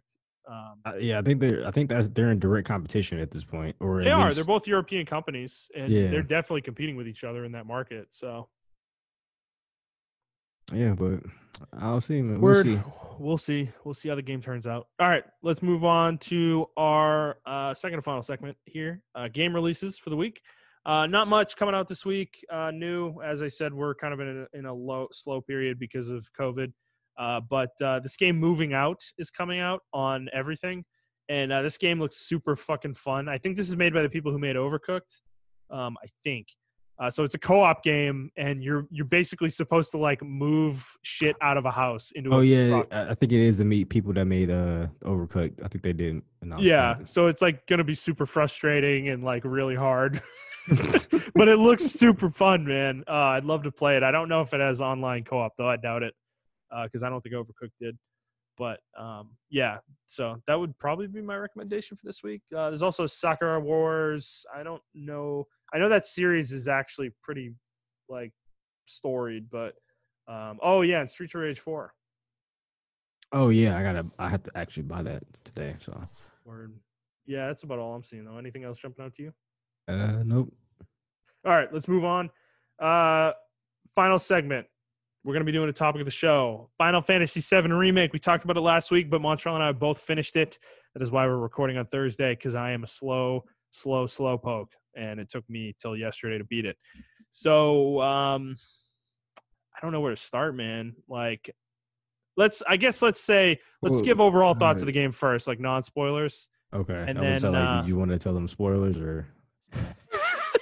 Yeah, we'll do overall thoughts, non-spoilers, and then we'll jump into spoilers afterwards, so you guys can shut the show off. Non-spoilers. The game is very beautiful. I think this is a really good linear game, and I will explain why I'm saying linear, because you fuckheads don't understand what linear is. This is a very good. How many people? Can I jump in real quick? How many people did you have to argue with about Final Fantasy 13 this week? Bro, I deleted the tweet. People were coming at me. They're like, "Oh, this game isn't linear because at a certain point in the game you can blah blah blah," and I'm like, "It's still a linear game." No, it's not. Just because you can do side quests for 30 minutes doesn't mean the game is not linear. I don't think this spoil anything. At one point in the game, you start fast traveling. That doesn't mean the game's linear. Or that doesn't mean the game's open world. They were arguing with me that this game is open world, and I'm like, it's not. You literally can't do anything outside of the chapter you're in for the whole game. Like, chapter 14 is the first time the game opens up, really. Like, and you really can actually like go between 3 different or 4 different areas. It's like the first and only time the game lets you really do this. That doesn't mean the game isn't linear. Like, that's the same thing that Final Fantasy 13 did. Same thing. Thank you. Same thing. Literally the same thing. I said this, and people switch gears, because people were literally telling me, and I'm no joke, not even bullshitting with you. People were literally telling me that's not why no one never said the game being linear was the issue. Bro, I searched up. Fuck all you revisionist history pieces of shit. You all hated that game because it was linear. I searched up why Final Fantasy 13 sucks. Go look at the articles. You can Google this yourselves, people. Search up why Final Fantasy 13 sucks. The first 5 links are going to say it's because it's linear, or people are going to be asking, well, is it really bad because it's linear? You know why people are asking that question? Because that was the common sentiment that the game was fucking linear. Like, everyone complained that the game was linear. Montrell, like, I don't understand why we can't wrap our heads around this. I don't understand why we're having divisions. This game is one of the reasons why I wanted to start a podcast, Final Fantasy 13, because I played that game and could not understand for the life of me why everyone hated it so much. And I could not understand how people can't wrap their heads around the comparisons between that game and this game, or that game and other Final Fantasies, because I've made the argument before that Final Fantasy 13 is less linear than fucking 10. 10 is super linear. 10, you're on a path. You literally don't get to explore. Like, ever in that fucking game. You're on a path for the whole fucking game. And no one ever has a problem with it. It's a disingenuous argument. Like, the whole thing about Final Fantasy, everything surrounding Final Fantasy 13, I feel like is disingenuous. And this is why I wanted to start a podcast, because I feel like people, it's so frustrating to me that people will not face these conversations in a honest way. Like, it's so annoying to me. They won't. And I put that up there because I wanted to see. It was so bad I had to delete the tweet because people were like, I don't even follow, were like coming in my mentions and stuff like that. And I was just like, you know what? I'm just going to delete the tweet. I even apologized. I got so mad because one dude, he didn't deserve it, right? He said something and I kind of lashed out at him, and then I deleted the tweet. And I'm like, you know what, dude? I'm sorry. I didn't mean to lash out at you like that. He's like, wow, I was really expecting you to respond back to me, but cool, thanks. And I'm like, it's all right, man. I'm sorry. And I didn't mean to come at you like that. Sick of all these fanboys. Yeah, I was really sick of it because I'm like, no one's talking about how linear Final Fantasy VII is. But just because I said that doesn't mean it's a bad thing. In the tweet, I never said that was a bad thing. Linear doesn't mean bad, okay? The Uncharted games are linear. Everyone loves them. The Last of Us is linear. Everyone loves it. It's like the best game of all time for most people. Like, Linear doesn't equal bad. We need to get this out of our heads, okay? We don't, like we were just talking about with Assassin's Creed, we don't need every fucking game to be open world, humongous, gigantic, ginormous. You're going to run out of time to play these games at some point in your life, okay? You're going to get a family, you're going to get kids, you're going to be able to play one game every 6 months. So that's what's going to happen if every game is like that. So let's stop bashing games for being linear, and let's just accept that that's not a negative thing. It's not negative to be linear. Okay. Exactly. Games can be good when they're linear. Mario's linear. This game's linear. This game's linear. I mean, even Mario's linear. Like, if you go to levels and those levels are open, but it's still a linear game. Yep. But you have to get to the same goal every time. Exactly. So combat's really good in this game. Like, if you're still on the fence about this game, please get it just because of the combat. If you're not a fan of it's just really good. It's really weighty. Good combat. Feels weighty. It's very strategic. That's a good word, weighty. Yeah, it's very strategic, tactical. You can play it in different ways too. You can play it like a pure action game. I chose not to do that. I very rarely use the shortcuts the game gives you. Really? I basically used menu commands the entirety of the game because I just found it the control was better for me that way.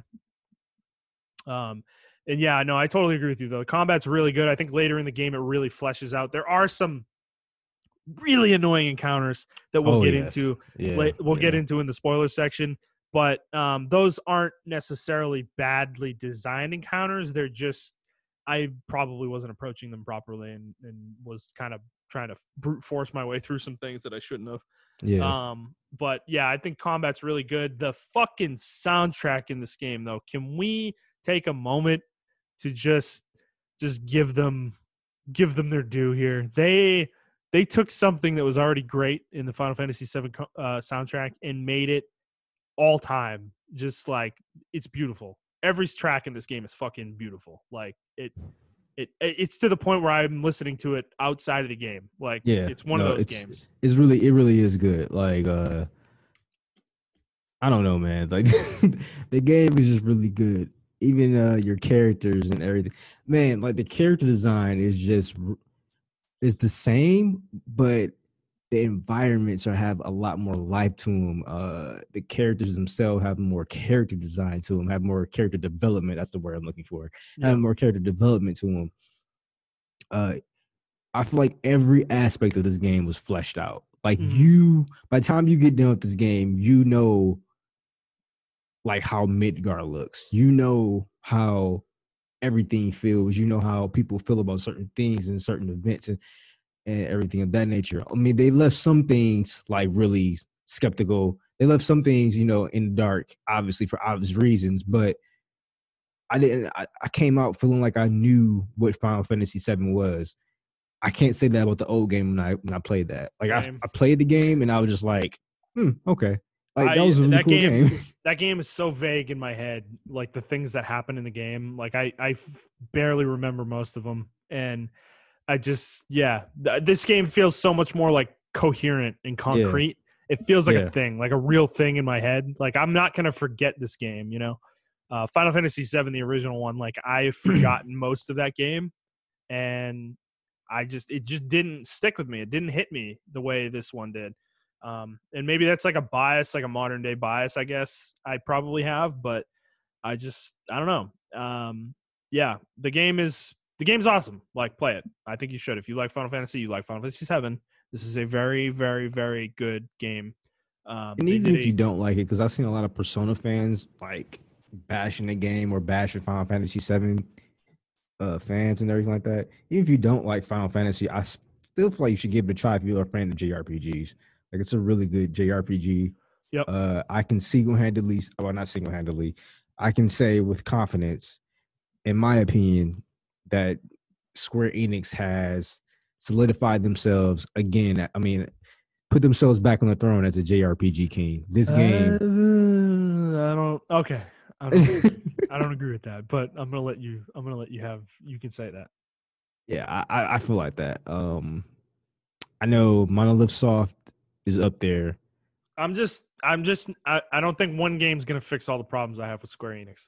Oh yeah, That's just my thing right now. I need to see this for multiple games before I give them that title again. So, and I already said it on Twitter, so I'm gonna say it here. So I can't go back on it. But it is what it is. That's how I felt when I got done with the game. I feel like this is how you do a JRPG. Like if you're gonna remake it or anything like that, this is how you do it. Fair enough. Okay. I think we'll stop it there. We both recommend the game, obviously. So if you haven't played it and you want to play it, go out and play it. But now we're going to be jumping into spoilers here. So this is going to be the rest of the episode. So if you guys don't want to hear us talk about spoilers, come out now, go play the game, come back and listen to this later. All right? Fair enough. All right. Let's get into it. Montrell. So I'm going to start. Let's start at the end, man. This has got to be the ending of this game is one of the weirdest things. It's a cryptic ending. It's a Kingdom Hearts ending. That's exactly what I was going to say. Tetsuya Nomura cannot fucking help himself. He cannot fucking help himself. And I'm 50-50 on this right now. Okay. I love the game. The game is awesome. I adore this game. However, the final chapter, I just think this is going to be a point of contention, I think, for a lot of people, because on one hand, is what they did is genius. On the other hand, it has the chance to blow up in their faces as hard as Kingdom Hearts 3 did, in my opinion, if they don't do this right, because they're taking a real chance here, okay? And what I'm referring to, so the game has these things called the Whispers. They're like these cloaked, ghost-like figures that haunt, like they kind of hound your steps throughout the entire game. They're not really explained for most of the game, but by the end of the game, and I had to do some reading on this after I finished the game because I wasn't fully comprehending all this in the moment. But my understanding of it now is Red 13 tells you the Whispers are basically the will of the planet. They are they're there to stop things from happening that shouldn't happen. Like they are the arbiters of destiny and fate. Like they try to make sure things happen as they're supposed to happen. And which puts things in context, right? You've been running into these things the whole game. And then at the end of the game, you fight a giant, like, monster version of all of them kind of put together. It's like a Bahamut incarnation. And you end up obliterating all of them. And you kind of find out, I think you kind of have to put this together a little bit. But basically, the Whispers were trying to make sure that the events of this game happened the same way they did in the original Final Fantasy VII. And this is like an alternate That's timeline. what that means? Yes, this is like an alternate timeline of the original game, basically. Okay. All right. So yes. I was trying to discuss that with somebody. All those visions that Cloud was seeing and throughout the game, and particularly late in the game when he was fighting Sephiroth and seeing all these incarnations of like the meteor hitting the planet and things like that. Those are the events of the original game kind of getting taken away because they're not going to happen now. And that is why Sephiroth is so involved in this game when he shouldn't be, because he knows about this and is trying to, he found out his future somehow. I don't know how. Maybe this will be explained in future games, but he found out his future, and basically, because in the original game, Sephiroth isn't even introduced in the mid-card section, I don't think. I think he's very not late. Introduced into the second disc. Okay, yeah. And he doesn't even know who Cloud is when you first run into him. No, he doesn't. In this game, he knows who Cloud is, and he's basically hounding Cloud the whole game. Does Cloud know who he is? Yes, he does. Okay. Yeah, he does. No, he fucking hates Sephiroth because Sephiroth he destroyed his village, like his home village or something, I think. Okay. Which this isn't explained in this game yet either, which we'll get into how problematic this ending is for people who don't know the story of Final Fantasy VII. But yeah, so Sephiroth understands what is going to happen, and he is spending this whole game trying to change fate, basically, change destiny. And he succeeds at the end of this game. Like, that's what happens. That kind of giant, light that sprinkles down into Midgar after you finish the final boss, and like that explosion that happens over the city, that is the Whispers getting destroyed, from what I understand. And that means that there's no more, like, they cannot change anything anymore. So whatever happens from here on out is going to happen. Like, it's like we have a different plot now, basically. We're like in a different timeline, and Zack didn't die in the flashback of his final stand. Yeah, I saw that, and I wonder how they're gonna do that, because in the original games, the whole reason Cloud becomes who he is because he takes on Zack's memories and identity, and that's how he becomes the Cloud that we know. Right. Or in Final Fantasy VII, the original one. Yeah. And so Biggs didn't die, Wedge didn't die, and I think Jesse didn't die either, which they did in the original game too. Yeah.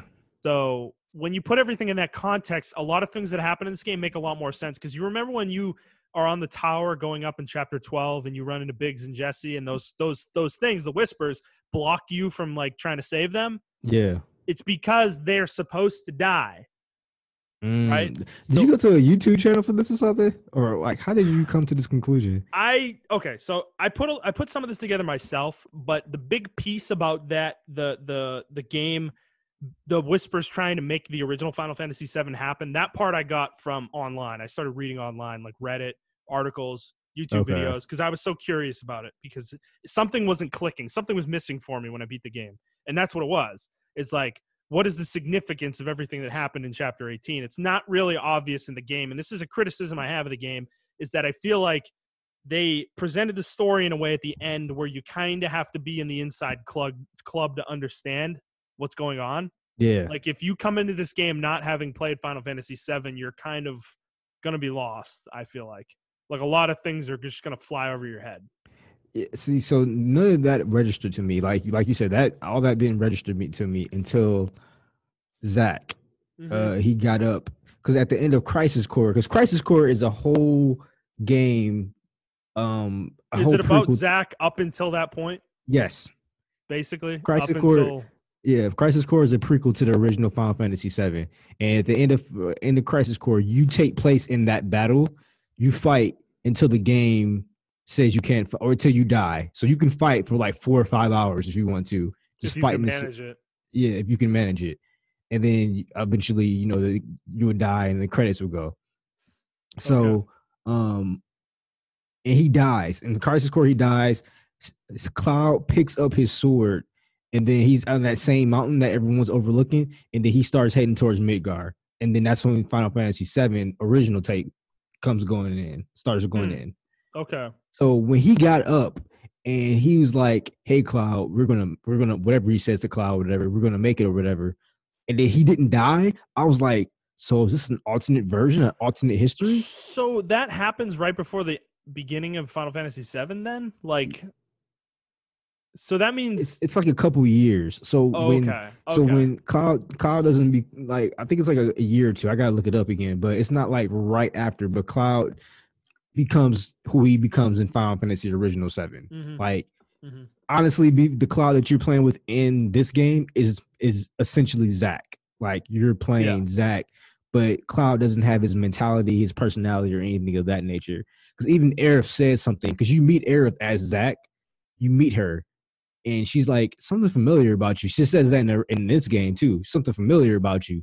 Well, I don't know what it is. Because you remember in chapter 9, I think it was, or 8, I don't remember, when they're in the playground and they're talking for a minute on top of the whatever, the slide or whatever. Yeah. And she says something about a guy that she loved or something, and she says his name, and I'm pretty sure she said Zack, because Cloud like freaks out and doesn't hear it, right? Yeah. That was my assumption. So she already knows Zack. Yeah, she already knew Zack. Which that's why I was so upset when, like, for years, I was upset about Cloud, because I feel like he just stole all of Zack's thunder. Like, he didn't deserve that thunder, because you played through as Zack and you understand he was one of the top soldiers of the Shinra, the soldier program. Then he realized what Shinra was trying to do and what Sephiroth was trying to do, what Sephiroth was becoming. And Sephiroth was like, you were actually fighting the Wutai. Yeah. So you were fighting in that war that they talk about throughout the entire game. And Sephiroth actually kills 2 of your partners. It's a guy, I forgot his name. He trains you. And then there's this other guy named Genesis. He's almost as powerful as Sephiroth, but Sephiroth kills him as well. They go into like a 3v battle royale, 3 against each 1-on-1.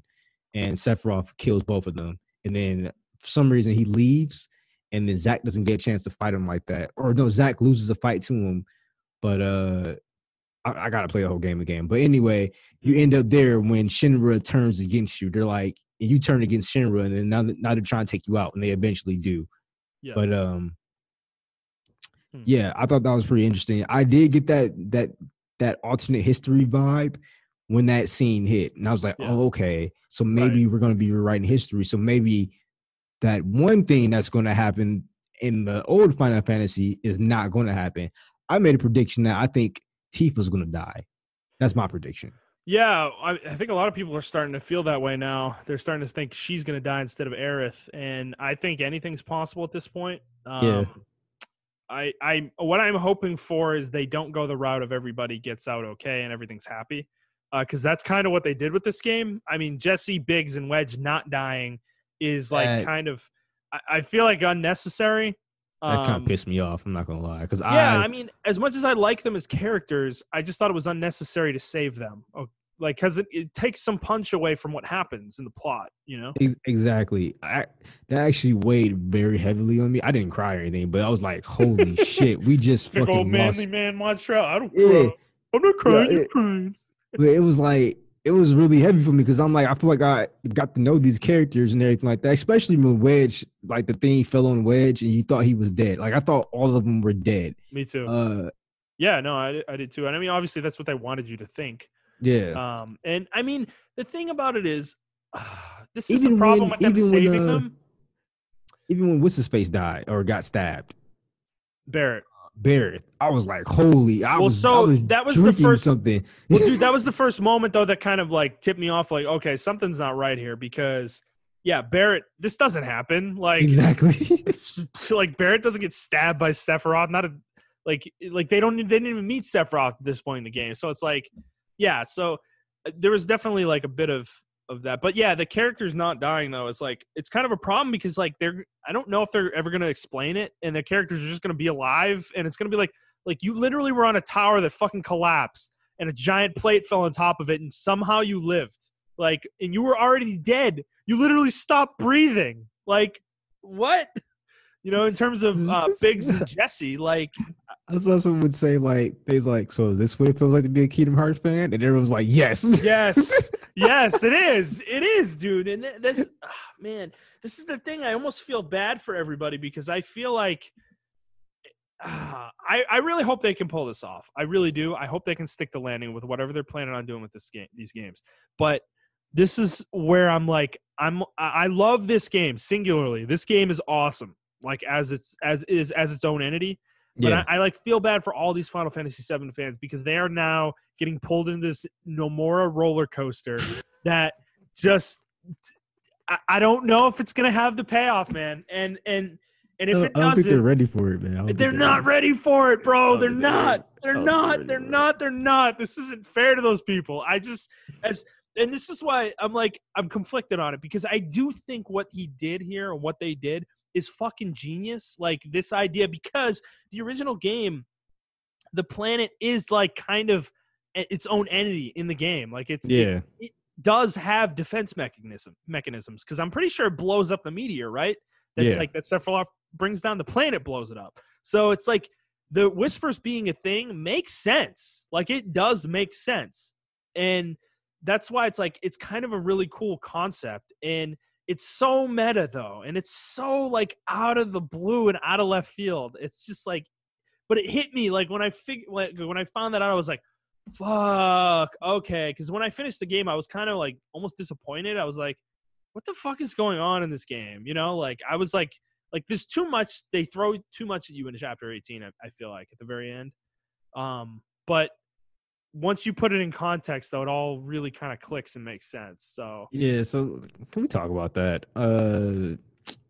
I was kind of over the game. As much as I loved it, I was over it. After that, after we fought What's-His-Face, the vice president of Shinra, Rufus. I forgot his name, Rufus. Yeah, Rufus and his doggy.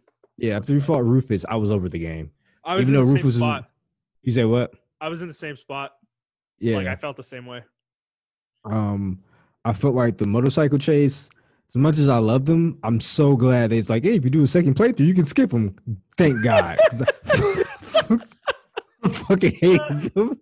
I didn't mind them, man. I actually, As cool as they were, yeah, I hated them. I fucking hated them. By the time, maybe it was just the mood I was in. I was like, I'm just ready to finish this fucking game. And then I get on a fucking motorcycle. I gotta fight a boss. I'm like, oh my god, this six-wheeled fucking mechanical abomination. What the fuck is going on here? I do think that was over the top. They probably should have done another fight with Roach. I feel like instead of that thing, that would have been a much cooler thing for them to do, I think. But that boss, though, was in the original game, I'm pretty sure. So I think that was kind of an ode to that kind of thing. Well, fuck that. I remember. I just don't remember. I remember a lot of the bosses that we fought. It's just I don't remember that one, and maybe because it was the context of the situation that we were in when you fought that boss. I mean, there's so many bosses in Final Fantasy VII, dude. Like, you fight one every 20 minutes. I feel like the game's fucking crazy with that shit. And then by the time you get to like the final boss, I forgot his name, but like the entity with the 3 element entities, I was just over Bahamut. The game. I think it's Whisper Bahamut. I was just over the game. Like I fought him like 3 times because I was just like, really? Because I beat that fight in one go. And I didn't beat that fight in one go. What I read was that if you die at any point, you have to start over from the very beginning, which was a dick move, big dick move. Like yeah. So when he turns to the dragon, why would you do that to people? I died on the dragon part. Yeah, that's the hardest part of the fight. Because I think I had the 3 little split guys are super easy. Yeah. Because you can just counter stance them to fucking death. But when you actually fight the Bahamut part, it's like a glass cannon versus glass cannon fight because he has like 17,000 hit points, which is nothing at this point in the game. And one of Cloud's limit breaks will just it'll take him down to about 5K. But beating that last 5K was fucking impossible because of how much he staggers you. It's insane. Every move he does, you cannot block like for the most part, and you get staggered like crazy. It was so frustrating. Yeah. So, and then he can do Mega Flare, and I was just like, yep. What? So another thing that really bothered me about the last part of the game, they kept taking Barret away from me, and from I believe from like chapter 13 to all the way till then, or whenever Aerith like gives herself up. Yep. So I've been playing with Barret, and I've had him built a certain way to accommodate my party. So you were maining Barret? No, I wasn't maining him. I built him though. Okay. I built him a certain way to where if I switch to him, I know what I'm doing and everything of that nature. Like I built my party with synergy. Like Aerith was completely out my synergy at this point. Like I didn't think we were going to get her back and at all. So she was completely out my synergy. She didn't have any materia on her or anything. Yeah. So oh shit, Jesus. Yeah, like I still had her had her weapons upgraded, but it was like I didn't even put any materia on her because I just started learning like what Link materia was doing. I really started to learn the game, so I really had Barret like shooting electric bullets and things of that nature. Yeah. Like I really had him to a point. I gave everyone a distinct role. Yeah, and he was my tank. He was like my range tank. Like he had provoked on him, and because he can take a lot of hits. So, and Cloud was my main DPS, and then Tifa was like my glass cannon. So, when he got taken out the factor, especially during a Sephiroth fight, I had to fight Sephiroth like 5 different times because I had to figure out how to build Aerith and Cloud and Tifa in a way to that make them synergize again. Yeah, because I beat both bosses in one go, but I think it was because I actually invested a lot into Aerith. Yeah, and she's so good with her magic is fucking insane. Like, it is. It's nuts. Like she's a really great party member to have as a character you're not controlling, because you can just issue her commands to just throw spells out, and it's nuts. She also has an ability called Arcane Ward that she can put down, that anybody in it casts their spells twice, and the second casting is free.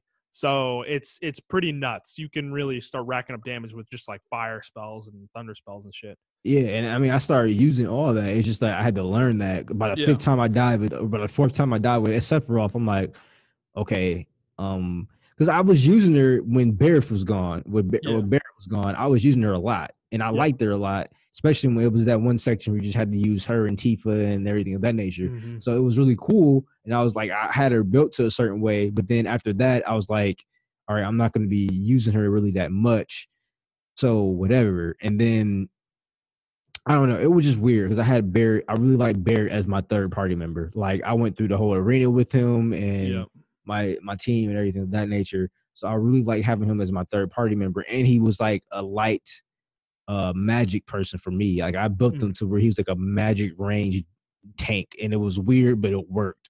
And so this is where I think the game gets really awkward at the end in certain ways. This is one of the big ones, is that you have 5 characters in your party for chapters 17 and 18, and not all. Yeah, I think it is all of 17. Yeah, and the party's split in 17 a lot, but eventually you get everybody together, and you have 5 people running around, and you have 4 of them running behind you, and they're like getting in the way and shit, and you're on these like really thin catwalks, and it's like, I don't know how they're going to do this in the later games when you have like an 8-9 person party that you eventually get to in Final Fantasy VII, because having all of them out all the time is going to be really annoying. And I think it's because they clearly did not want to invest time into creating a system of party switching. Like I think that's going to be introduced like the second the next game starts, is like they're how going to to have switch characters in the middle of combat, and then out of combat, because it's already necessary. Like you said, they literally just screwed anybody who was using Barrett like out of using him in the final couple battles. And to me, it's literally because they didn't want to create a system so you could swap party members in and out. Like, what the fuck? You know, like they didn't let you like choose your party before the final battle. Like that seems like a real big oversight to me. Yeah, and that was the first thing that immediately struck out to me, because when he just ran off, I'm like, fuck, I'm not gonna be able to use him. Yeah. And it kind of messed me up because I was really synergized with him. Well, in Red 13's too, you don't get to play as him. Like he's not playable, but he's part of the party. Like he fights with you, and it's obvious they didn't want to create a move set for him and like animations and shit. Well, they did make animations for him, but they didn't want to make him like. I don't think they had enough time. They probably didn't, but they didn't do that. And it's also because they didn't want to create this like party system in this game. So it's like, it's really awkward at the end, in my opinion, because of that. It's like, you feel like you're kind of in the middle of like, it sucks that this happens like in the final boss, you know? It's like, honestly, this game to me should abandon the 3-party system and go with the 4-party system like Dragon Age or something like that. I think so too. I like that a lot. I think it would flow better. Yeah. Because I think 3 people was fairly limiting at times, but we'll see if they do that. But yeah, I mean, I know they want to keep it to like JRPG standards, but I know even some JRPG, well, Persona, I think that has 3 people. No, it's 3 people in Persona. Yeah, so but there are JRPGs that had 4-player parties. So wait, isn't Xenoblade one of them? Or that's 3? No. That's 3. That's right. 3. No, Final Fantasy though has had like Final Fantasy 6, I think, had 4-person parties. Okay. And some of the older ones did too. The ones where you had the job system really heavy in them. Those were 4-player parties. So yeah, I mean, yeah, it's just awkward that like kind of gap happens there. And because I feel you on that. Like, I mean, I like Barrett too. I think he fills the party out better than, like, I feel like, to me, no matter what party combination I make, I always want Barrett in it. Exactly. Because he's the one who can take damage, you know? Exactly. And it's like Aerith is really weak. Like, she can't take a lot of damage. Tifa also cannot take a lot of damage. And Cloud can. He's kind of in the middle. But to me, that's why type character. Yeah, but that's why I want Barrett. Like, I want Cloud, Barrett, and then one of the other 2, you know? Yeah. I don't really. So yeah, that party composition at the end, I did find it awkward. I didn't personally have an issue with it because I had built all 3 characters, but it was like, I could see that. I was kind of pissed myself. I was like, fuck, I want Barrett here. Like, you know, like I don't want Aerith. Like I didn't want to use her because particularly against Sephiroth, like a lot of the shit she does that she's good at is useless against him because he's like hyper resistant to magic. Mm-hmm. Like he's super fast. Like she's just not a character that can really get a lot of spells off. You know, so it's like, because he does so many fast attacks that interrupt you. she's just not a character that can stand up to that. You know, like Tifa and Cloud are okay; they're fine, but yeah, I felt like she was an awkward choice in that battle personally. So I feel you on that. Yeah. Okay, in terms of other stuff with the game, how did you feel about the side quests? I'm curious about this because I didn't hate them, but they also didn't do anything for me. If you know what I mean? Yeah. I didn't hate them either. They were side quests. There was something to do. Like Yeah, that's how I felt about them. Only one I really didn't like was the music one. yeah. You had to find all the music. Because the game doesn't tell you. It doesn't tell you where to go. Like I had to look that one up. yeah, and I had to look up the last one. I found all of them, but the last one I didn't find. I also didn't like how on the last chapter before you go into the final, before you go over the wall, they really didn't tell you where the quests were for some reason. Like they just took that. They weren't marked on the map. Yeah, and I don't. And they were. They were in chapter 3 and okay. 8, So I'm not stupid. They were there. Yeah, no, right? They were marked. They were definitely marked earlier in the game. And I think in chapter 9 the same thing happened though. Like they weren't marked in chapter 9 either. And yeah, I find that irritating. I think they were trying to encourage you to like, you know. I feel like the game, even though it's short or 40, it's not short, 40 hours long. I feel like, how should I put this?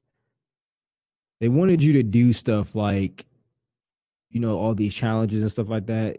A lot of the items you get from these challenges are useless because you're so close to the end of the game.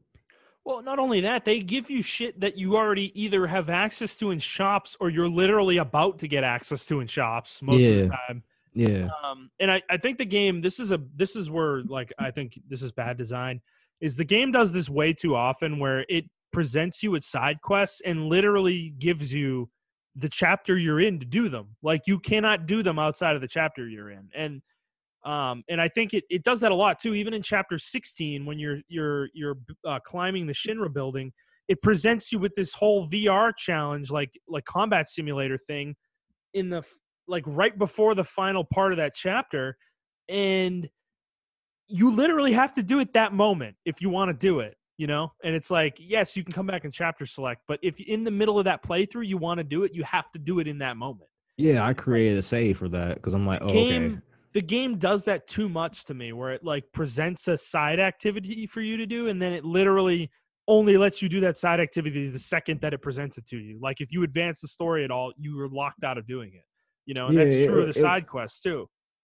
And that was weird too. Like maybe they should have a separate mode outside the main game where you can do that type of stuff. Like I don't know. Like because I want to play. Sometimes I just want to play the game. Like I do want to do a second playthrough, but I don't think I want to do a second playthrough for the story. I want to do it just for the combat. I want to see how far I can get with the combat on hard. Yeah. Yeah. And I feel like they should have like a mode where it's like where you are just in the arena. You're just doing arena stuff. Like if you just want to go in and do a couple of fights, because it has that aspect to me to where I can just go in there and do a couple. I can Devil May Cry it, like go to the Bloody Palace type deal. I can go to a little VR arena and just fight enemies if I want to keep fighting enemies. And then if I want to do the story thing, then I can do that. But like, I think maybe they should kind of flesh that out more in the next game. Or have like a boss rush mode where you can just like go through the bosses that you want to fight. Because some of the boss fights are really fun. And yeah, I do think the next games, however many there are, I think by the end of this game is going to be insanely awesome to play. Like, there's going to be so much like insane boss fights. I feel like in the final game, because I remember the original game had a shitload of side bosses that were like insane, like Blue Weapon and shit. Or what was it? Was it Ruby Weapon? Right? Am I saying that right? It was Ruby Weapon and Sapphire Weapon or something like that. Yeah. They were like the ultimate bosses, and then there were all the summons I think you had to fight too. And stuff. So it's like I do think this game's combat later on is going to be like really, despite my reservations with the depth of the system, I actually think it held up pretty well throughout the whole game. Yeah.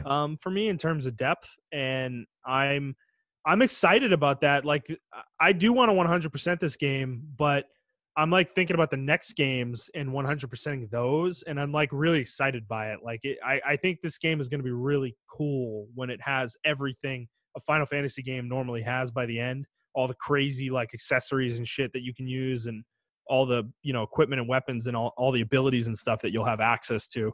So I'm excited on that front. And yeah, like you said with the bosses, I agree with you a lot. On the bosses, I think most of the bosses in this game are fucking excellent. Like in terms of boss design, I can't really think of too many where I was just like, ugh,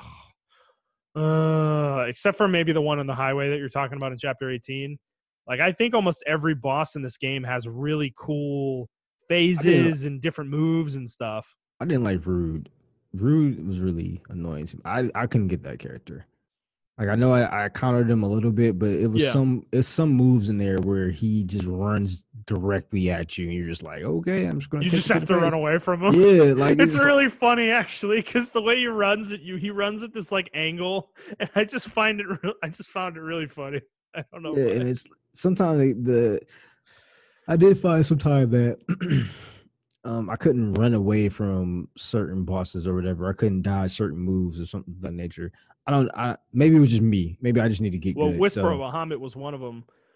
When he did that like double purple flame attack, that shit is literally unavoidable, unblockable. You cannot dodge it. There's nothing you can do against it. Like, it's fucking bullshit. I felt like that was Sephiroth. I feel like some of his moves were undodgeable. Like, yes, he does one move where he just runs at you or teleports at you and you can't dodge it. So I'm like, okay, maybe I can counter it. And you can't counter it either. And I'm just like, so what am I supposed to do?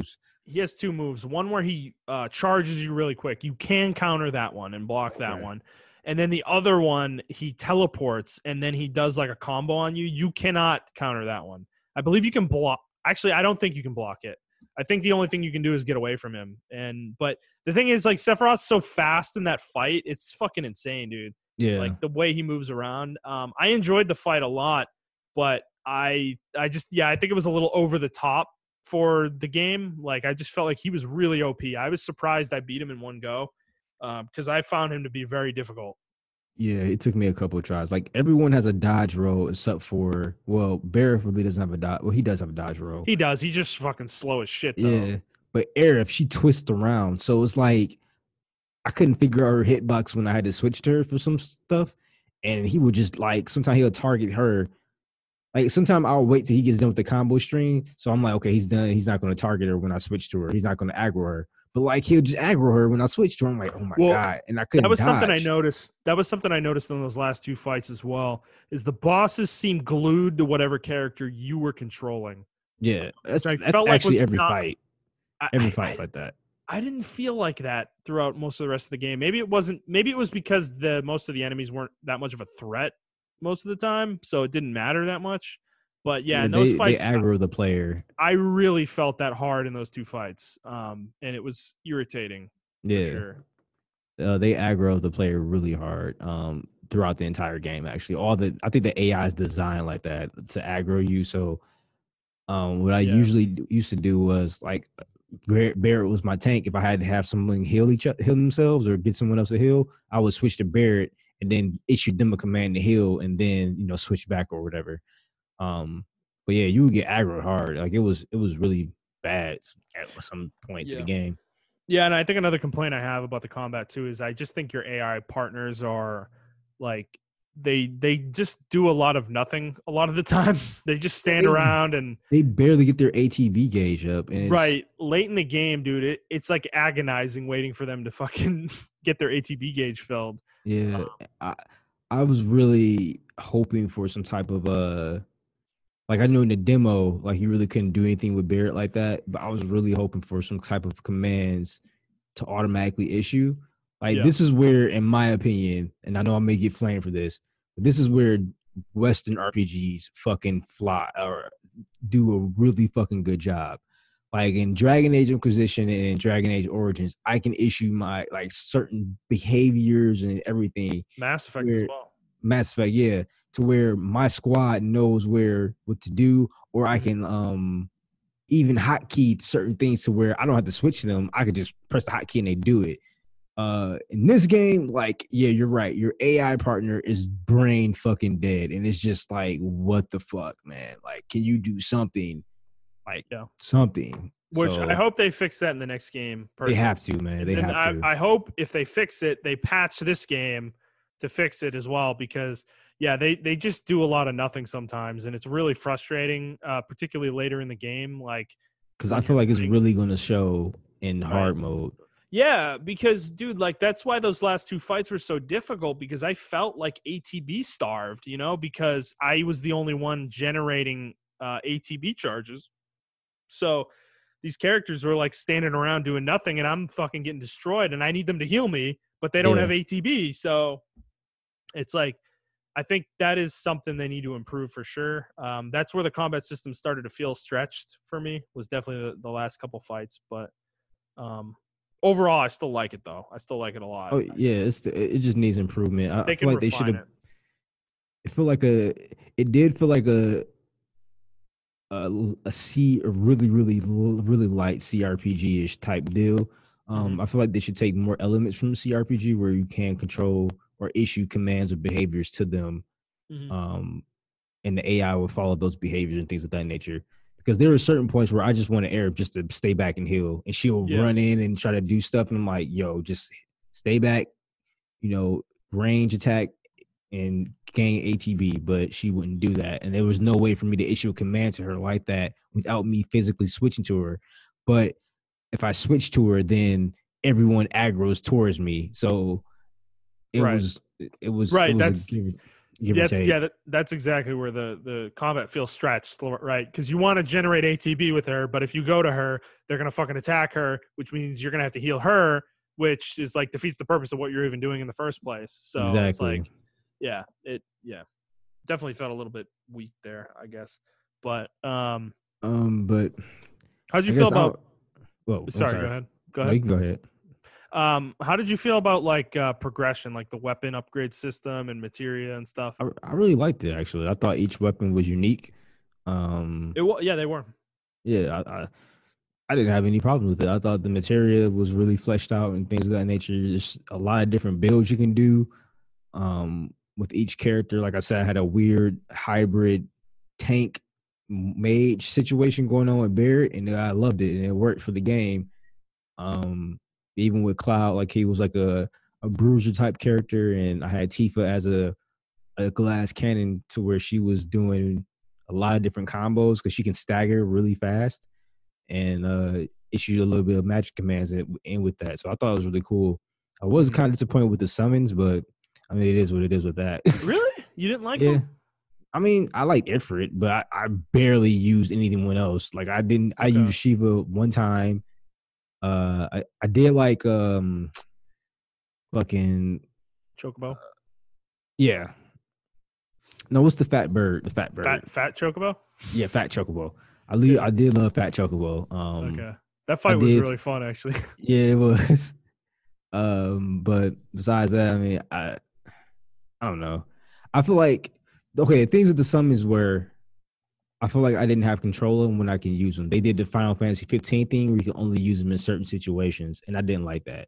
I wish I would have had access to them all the time. All the time. And you had like a gauge that would, like go up every once in a while. That's true, actually. Yeah. That is a little weird that they did that. Yeah. All right. I want to talk about two more things with this game. What are your favorite and least favorite chapters? I can't remember the chapters. I mean, do you need me to spell them out for you? All right. Chapter 1 is Mako Reactor 1.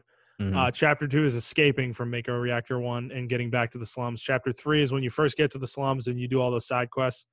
Chapter 4 is that little thing with Jessie where you do that little thing. You infiltrate that warehouse or whatever with her and Biggs and Wedge. Chapter 5 is the subway going to Mako Reactor 5. Chapter 6 is the little scaffolding light puzzles underneath Mako Reactor 5. And then Chapter 7 is Mako Reactor 5.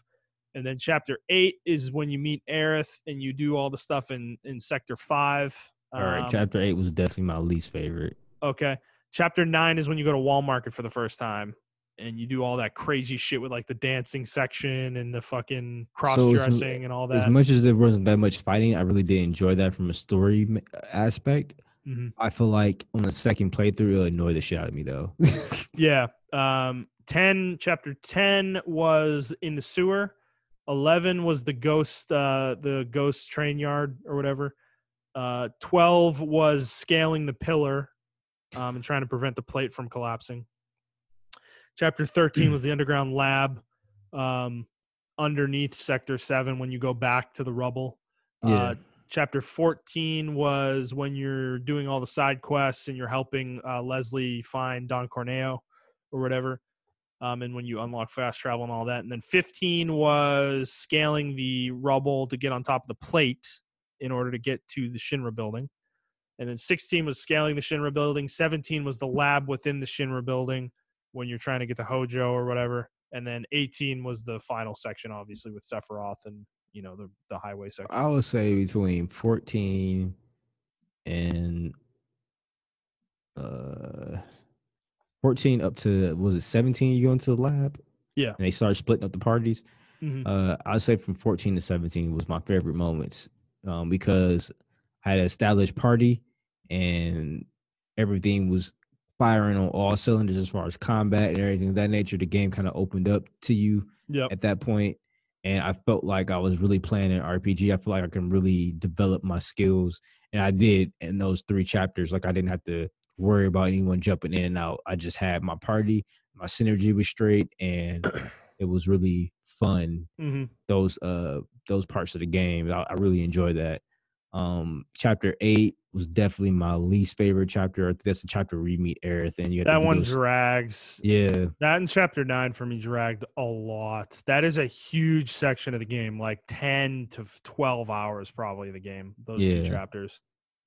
I didn't really like those 2 chapters. Chapter 9 was what again? That was Wall Market. Yeah. I didn't really like those 2 chapters that much. I thought from a story standpoint, chapter 9 was fantastic. But it's just there's so much bloat in that chapter. It is, and I felt like on a second playthrough, I would easily get annoyed because I know what the story is now, so I don't want to play through all that again.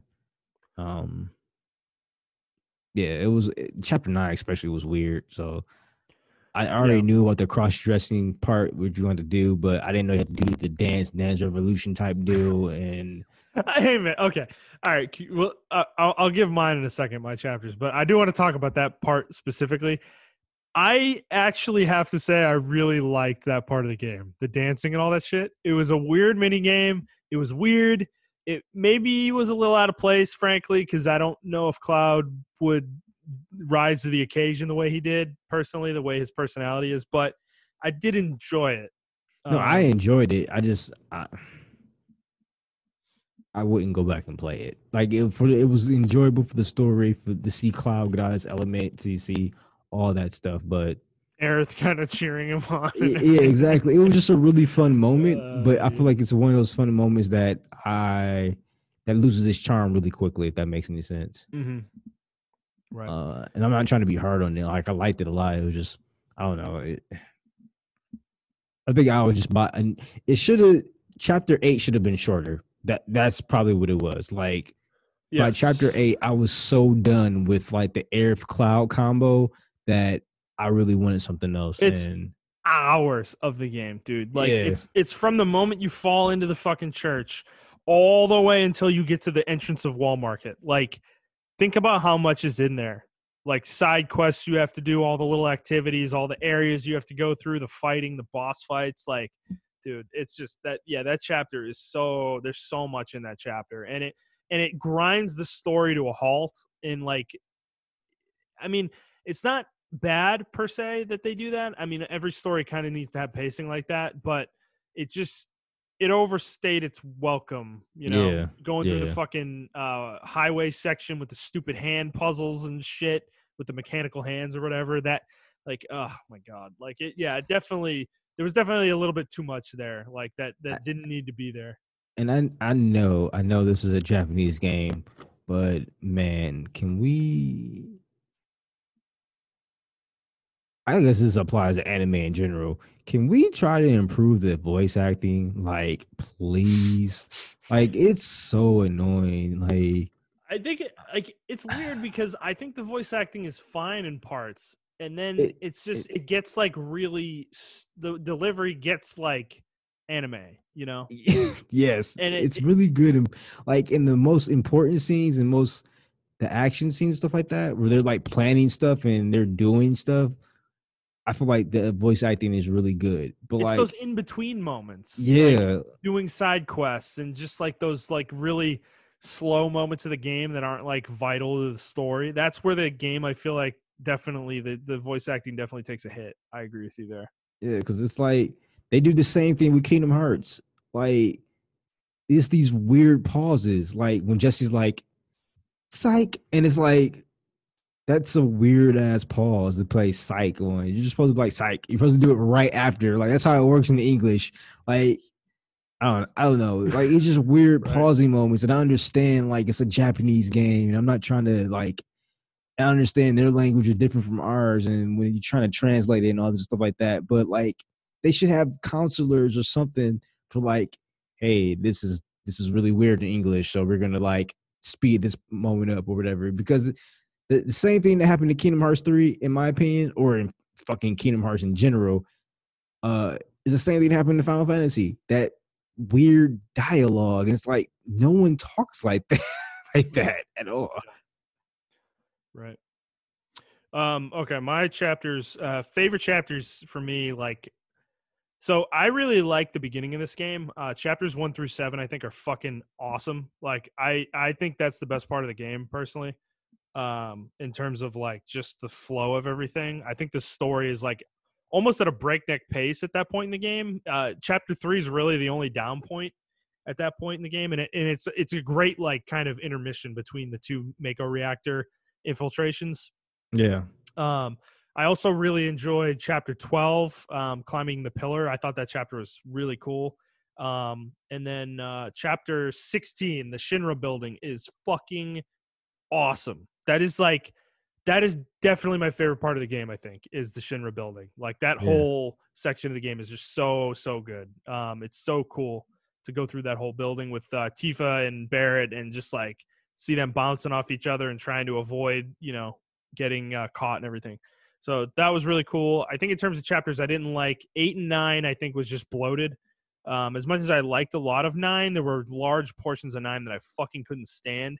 All the side quests you had to do in that chapter, and then all the side activities like the stupid squat competition and and later in the game in chapter 14, the pull-up competition. Did you do that shit? Yeah, I had to do Oh that. my God. The pull-up shit can go to fucking hell. That shit It is wasn't that so hard. hard. It was was so not that hard. hard. No, Are it you was not. kidding me? It's Dude, not. I spent an hour trying to beat Jules. It was insane.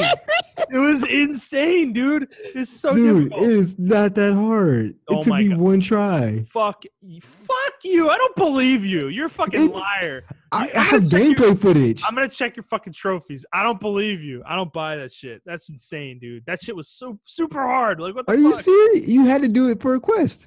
The squats was easy. Because it went around in a circle. But the pull-ups went triangle X square circle, triangle X square circle. No, it didn't. It changed up every time. No, it didn't, bro. Yes, it went triangle X square circle. Okay, but the order you had to do them in, like where you started and ended, changed every time. Like it rotated. Are you talking about for like higher difficulties? Yes. Okay, I didn't do all the difficult. I just did it for the quest, and that was it. Oh, okay. Okay. That's where we get. Fuck you. Okay. No, go back and play the game. Go do Jules. Do chapter 14 and do Jules. Trust me. You'll come back next week and you'll be like, okay, fuck that shit. Because I just did it for the main. That quest shit'll end your career. The one you had to do for their quest was super easy. Yeah, I thought that's what you were talking about. No, man. The one that gets you the trophy and the achievement. Yeah. Oh, no. Do the whole thing. It's a pain in the dick. Anyways, yeah, I think chapter 11 too was kind of annoying. I didn't really love the train graveyard section. I think it was really like it felt weird. It felt like filler, like padding almost. I thought it was really unnecessary. this game was an anime. Like, yeah, that's a filler episode. That would have been a filler episode because it made no sense. It really didn't. It didn't. It was really an anime filler episode, that chapter. And I think chapter 14 I didn't love either, actually. Because you had to chase the stupid Abzu, and then you fought the Abzu again, and oh god. You're just getting run around the whole sewers. Yeah, I didn't mind it because you're in constant battle, and that's what I wanted. And that's true. Yeah. Chapter 14 gave me that. 15 gave me that. 16. What I really liked about 16 when you're in the Shinra building, I was like, I'm like chaotic good. So that's my thing. So I'm like the alignment. Yeah, that's my alignment. Chaotic good. So I was like really with Bear, I'm like blowing shit up and like, yeah, we're doing it for the greater good. But then I started seeing those families in there and like Tifa was like, yo, they're like normal people working here and they're just trying to fix stuff. They don't understand the big conspiracy going on in the background. I'm like, shit, she's right. Like, fuck. That was a really good moment. It shows you like the positives and negatives of being like a chaotic anarchist. Well, that's what I liked about the beginning part of the game, dude, is they really put a focus on the eco-terrorist side of things, is the impact that they had on Midgar, Yeah. Like everything that happened was because of what they were doing, Yeah. And yes, Shinra's shitty and they were doing shitty things, but none of that would have happened if they hadn't tried to blow up the reactors, Yep. Like those events followed what they did. So, and I like the fact that some of the characters, like Jessie in particular, that really weighed on her throughout the game. And I like that exploration of things a little bit too. So, yeah. Okay. Final thing I want to talk about. The future games. What do you think they're going to do? How many games do you think they're going to make? And how do you think this is going to play out? Like, how big do you think the changes are going to be? I think they're going to do 2 more games, one for each disc.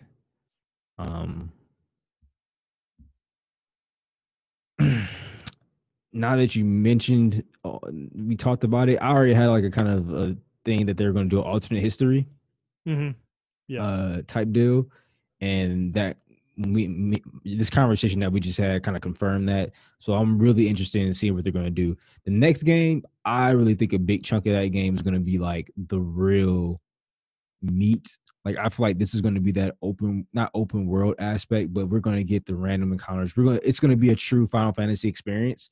I feel like this was like the intro. Yeah, this was nothing but like, appetizers. Like it was a really big appetizer. Like, how you get the 3 sample appetizer at Chili's where it has the chicken wings. Fuck yeah, man. The chicken wings, the mozzarella sticks, and like making me hungry, dude. Yeah, the cheesy bites. Yeah. I feel like, and you got like a really good appetizer for the meal. Like now, this is the meal. Part 2 is going to be the meal. Like you're going to get a nice, whatever steak or ribs or whatever you like, and I feel like that once they go open world, we are going to get the random encounters because I do remember Crisis Core did it a certain way where you were on certain routes and it didn't take you to a different screen, like a battle screen. You fought right there on the route, and it was an action RPG kind of like this game. So I feel like when I was in chapter 14, I saw that and I felt like a lot of the routes were open enough to where they were thinking about putting random encounter ends right there. Like you just walk in the enemy just come out of nowhere. Like it just, how it appears out of thin air at you. Yeah. And that would have been cool for me. I think they're going to do that in part 2 though. Because I was really seeing that. That's just like, I guess my game developer side popping out. Because I saw it. I'm like, man, they can just put a random encounter in here, right here. Like this whole section could just be a random encounter, except for when you're in a town area. So part 2 is definitely going to be like that. I don't know what's going to be in store for part 3. I think part 3 is just going to be like a finish the fight type deal, Mass Effect 3 style thing, but without the bad ending. I do, however, feel like there are going to be side games. I feel like there can be a side game there's probably going to be a side game for Zach. And we haven't even met the other characters yet, like what's his face? We saw Kate Sith for like 2 seconds when I feel like 2 seconds we saw Kate Sith. We haven't met Yuffie, Sid, or Vincent, obviously. Yep. So I feel like we're gonna get some side games out of this. It was one character in particular that I thought we can get a side game out of. Oh, shit. Oh, Leslie. I think we're gonna get a side game out of Leslie. I don't know what type of side game is gonna be, but I feel like that character has a lot of unanswered questions. As far as not from the main plot, but for it just doesn't make any sense to flesh out a character like that and use him and never see him again. I think he's either going to become a party member or he's going to have his own game. Maybe it's going to be like a shooter game or something of that nature. I don't know. But I think he's going to have something. The Hunt for Don Corneo. Yeah, like because that arc is not done, right? So even when you leave, he's going to be hunting for Don Corneo and his fiance. So they definitely left that arc open. So maybe he gets powers, or maybe he learns how to. Or he may return in the future games too. Yeah, that's true. So we don't know, but I think also what they should do is have a side game for Rufus and not Rufus, but Reno and Rude. Like, I really that would be two. Awesome. Dude. Yeah, no, those two. Yeah, because I don't know. Do they show up in later in the game? I don't remember, dude. Like I don't remember either, to be honest with you. Like, I feel like they're only in the Midgar section, and that would be kind of disappointing if that's the case. There is another Turk that shows up later in the games. I remember that. Is it Song? Not Song. It's another guy. Forgot his name. But he was also in Crisis or Avident Children. Oh, I don't remember who that is then. Yeah, because he fights Tifa in the church and stuff like that. So I largely agree with you. I think the game is going to have significant changes in terms of story. I know that there's been an interview recently where they said they aren't going to be changing the story significantly, but I feel like they're lying, or that was a mistranslation, because the way this game ends, like, it's so obvious that they're going to change fucking everything, you know? Like they already did, you know? So it's like, I feel like this game's going to play out like we don't know how it's going to end. You know, we don't know who's going to die. We don't know who's going to live. And I just think that is up in the air. In terms of like the actual game, I'm kind of not sure what they're going to do with the open world part, whether they're going to do like a wide linear kind of thing, or they're going to do like full open world, or they're going to do like an overworld map kind of thing, the way the original game had. I could see any of those. I'd be interested to see what they did. Obviously, doing an overworld would make the game way easier for them to develop in terms of time frame, but I don't know if they could get away with that. But so I think the game is going to be I'm expecting it to be very good though still, so I'm looking forward to it. Any other thoughts on Final Fantasy VII Remake, man? Not really. I mean, I don't know if we still have enough time, but what did you think of that donkey review? I just thought it was funny, man. I love the first 30 seconds of the video. I think that is like beautiful YouTube editing there, where he does this like really like bombastic, well-paced opening where he's fucking super excited. He's hyped. He's like really excited about the game. And then he just like drops a hammer on you. Like, then the characters talk. Fuck this game, you know? So yeah, no, I thought it was good. I'd recommend everyone check it out. Check out Donkey's review of this game. There's actually a lot of good coverage of this game on YouTube. I've listened to a few reviews now, and I think everybody's kind of taking something different out of this game. It's interesting. Yeah. So the thing I wanted to talk about, well, real quick, I guess we could talk about it like on the next another episode or whatever. He's known for hating JRPGs, and a lot of people's like, well, why are you playing this game if you hate JRPGs? Why are you reviewing this game if you already know you're going to go into it hating the game? Even though he's on record saying he likes Final Fantasy VII, but he hates JRPGs, he hates anime, and because of the tropes and everything like that nature. So I thought that was an interesting conversation because a lot of people were upset about his review. A lot of people were. I feel like we take this shit too seriously, though. Like, why do I care what Donkey says about a game I like? I don't understand this concept. Like, why do people get so invested in what other people think about a game? Like, I understand that's like the crux of reviews and even what we're doing on this podcast, but it's like at some point though, like to me, you have your opinion, other people have their opinion. That's fine. Like Donkey doesn't have to like the game, dude. Like, and he didn't even say he hates it. Like he said he likes a lot of it. He just doesn't like the dialogue. Like the dialogue brings the game down, and I can't hate on him for that. Like we even criticized it for it in this discussion, you know? Yeah. So yeah, I don't know. I think that can be a discussion for later. But on. in terms of him reviewing it, like, is that more what you're getting at? Like him reviewing it and knowing he's not going to like it? Yeah. Kind of thing. I mean, I don't know. I'm kind of 50-50 on that because I've gone into games before thinking I'm going to hate them and I actually come out fucking loving them, you know? That's happened to me before. So you don't know until you play, even if you have expectations, you know? And even if you have a type, right? Like, because you didn't like – you kept saying you didn't like fantasy games and then you played The Witcher and it, like, won you over, you know? And now you're playing Dragon Age Origins, you know? So – yeah, that's true. like things can change. Like, yeah, of course you're going to have expectations going into something, but those expectations can be subverted. They can be kind of swapped on their head, or what have you, depending on how good the game is. So I think that's the thing is like, if he's being true to himself, then I don't really care. You know, it's really more of a thing. Is he doing it to rile people up because he knows it's going to rile them up? That's really like the I didn't get that from the review. I didn't either. I got it from what I understood. Like, I mean, from when I watched, he really likes the game, but there are valid criticisms that needed to be talked about. And yeah, when they opened up their mouth, it was kind of cringy. Like, it would be hard for me to play that game with someone else sitting by. Like, if my girlfriend was watching me play that game, yeah. Like, I would be like, okay, yeah. She's like, this is what you like. Like, they're talking like they're dude. There was a grade. point. I was doing the pull up thing with Jules, and you know, Tifa's doing that section of it, not Cloud. And my wife was like in the bathroom next to my room where I'm playing, and she's hearing the noises, like the sound effects, and she's like, she sounds like she's getting fucked.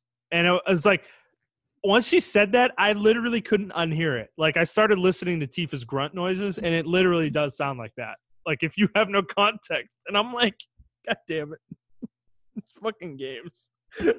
Like, they don't think about that kind of thing when they're doing this, you know? I think they do. They just don't fucking care. They do it on purpose. Like, yeah, because I'll tell you what, it was this one tweet that made me fucking, I was laughing out loud. Like, my girlfriend was like, why are you laughing so loud? So I'm still laughing at it.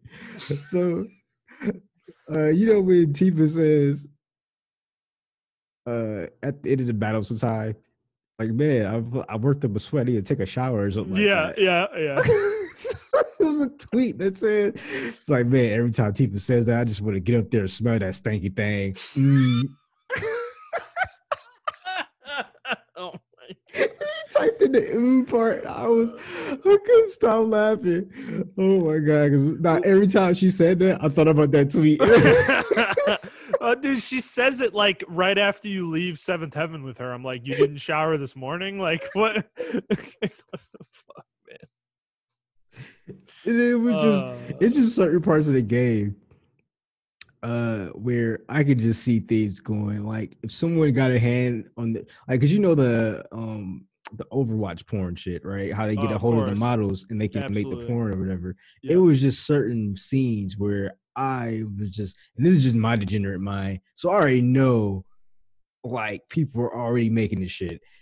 Like, it was one part where she was in the room with Cloud, and she was like, "Hey, I need to talk to you about something," and I could just see like a Rule 34 scene happening right there. Well, dude, no, in the beginning of the game, she comes into your apartment and closes the door. And is like, "Hey, I need to talk to you." And it's like, "Oh," like what the fuck? I was just like, they're not doing it. They actually shoot it like you're about to have sex. Like, they show his butt. Totally. Oh my God, they totally do. They do it, dude. They. It's almost.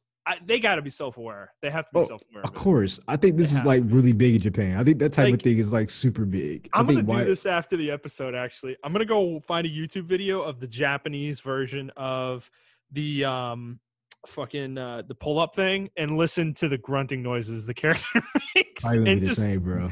feel how, like, it's going to be so ridiculously sexual because Japanese people, like, their voice acting when they make their grunting noises, they go in on that shit. Like really put it all out there. That was another funny thing too. The random grunt noise was like, man, like that shit was hilarious. Well, Cloud does that the whole game.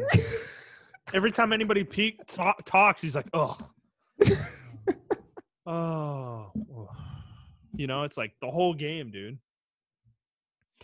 So yeah, no, I mean, it's awkward. It is. It's a JRPG. It is what it is. Like, we love it for same reasons that we're criticizing it, though. Like, this is funny to us. Like, this is part of the fun of the game. Is like making fun of this stuff. It's just sometimes it's just a little bit too much. But I think that's the main reason I can't play Persona for 70 hours. I can't do. That's literally anime, and I can't do 70 hours of anime. Like, I have to when I binge an anime. Like, I watch, like, binging to me, it's like 5 episodes. I'm done. I can't do it because my brain's like, you just can't do this anymore. Really? That's funny. Yeah, I can't watch. And then even for I consider myself a huge anime fan, but I can go weeks without watching anime because sometimes it's just so cringy. Like, you can only take so much of it unless you're watching like the series. It's a different style of storytelling. Yeah. Like, it has its own thing. Like, I watch maybe 2 or 3 animes a year. It's like I can't watch them the way I watch television. It just doesn't work the same way for me. Yeah, that's just me. I don't understand how people can that's their main source of like entertainment. But that's, like I said, everyone's wired differently. So maybe they like that style of like acting and story conveyance. Right. Okay. I think we're going to call it there, guys. Yep. I think this is a pretty lengthy episode, too. So if you like this episode, please like the episode, review the show, and subscribe to the show on whatever feed you're listening to it on. And please, if you could, share it with your friends. We're looking to grow the audience. If you'd like to interact with either of one of us on Twitter, you can do so at iTrap for the Hokage for Montrell. That is the number 4, not the word. I am at ThunderNut01, and the show is at The Player's Take. If you'd like to send us a question, you can do so on Twitter, or you can send us an email to theplayerstake01@gmail.com. Like I said, next week, we're going to start posting the show on YouTube. So look forward to that if you are big on YouTube. And I don't know what else we're going to be talking about. In terms of games, I'm fucking going retro right now, I think. There's nothing pressing that I feel like I need to play, even though I still have Neo 2 on the docket. But, in terms of other stuff, I don't know. We'll see what happens in the next week. If not, we'll have a topic of the show. We'll see what happens. We'll roll with the punches. I don't expect most episodes going forward the next few weeks to be this long. So thanks for hanging with us this whole time, guys. We appreciate it. Yeah. You got anything else to say, Montrell? Nope, that's it. All right. We hope you guys enjoyed this episode, and we will see you on the next one. All right. Bye, guys.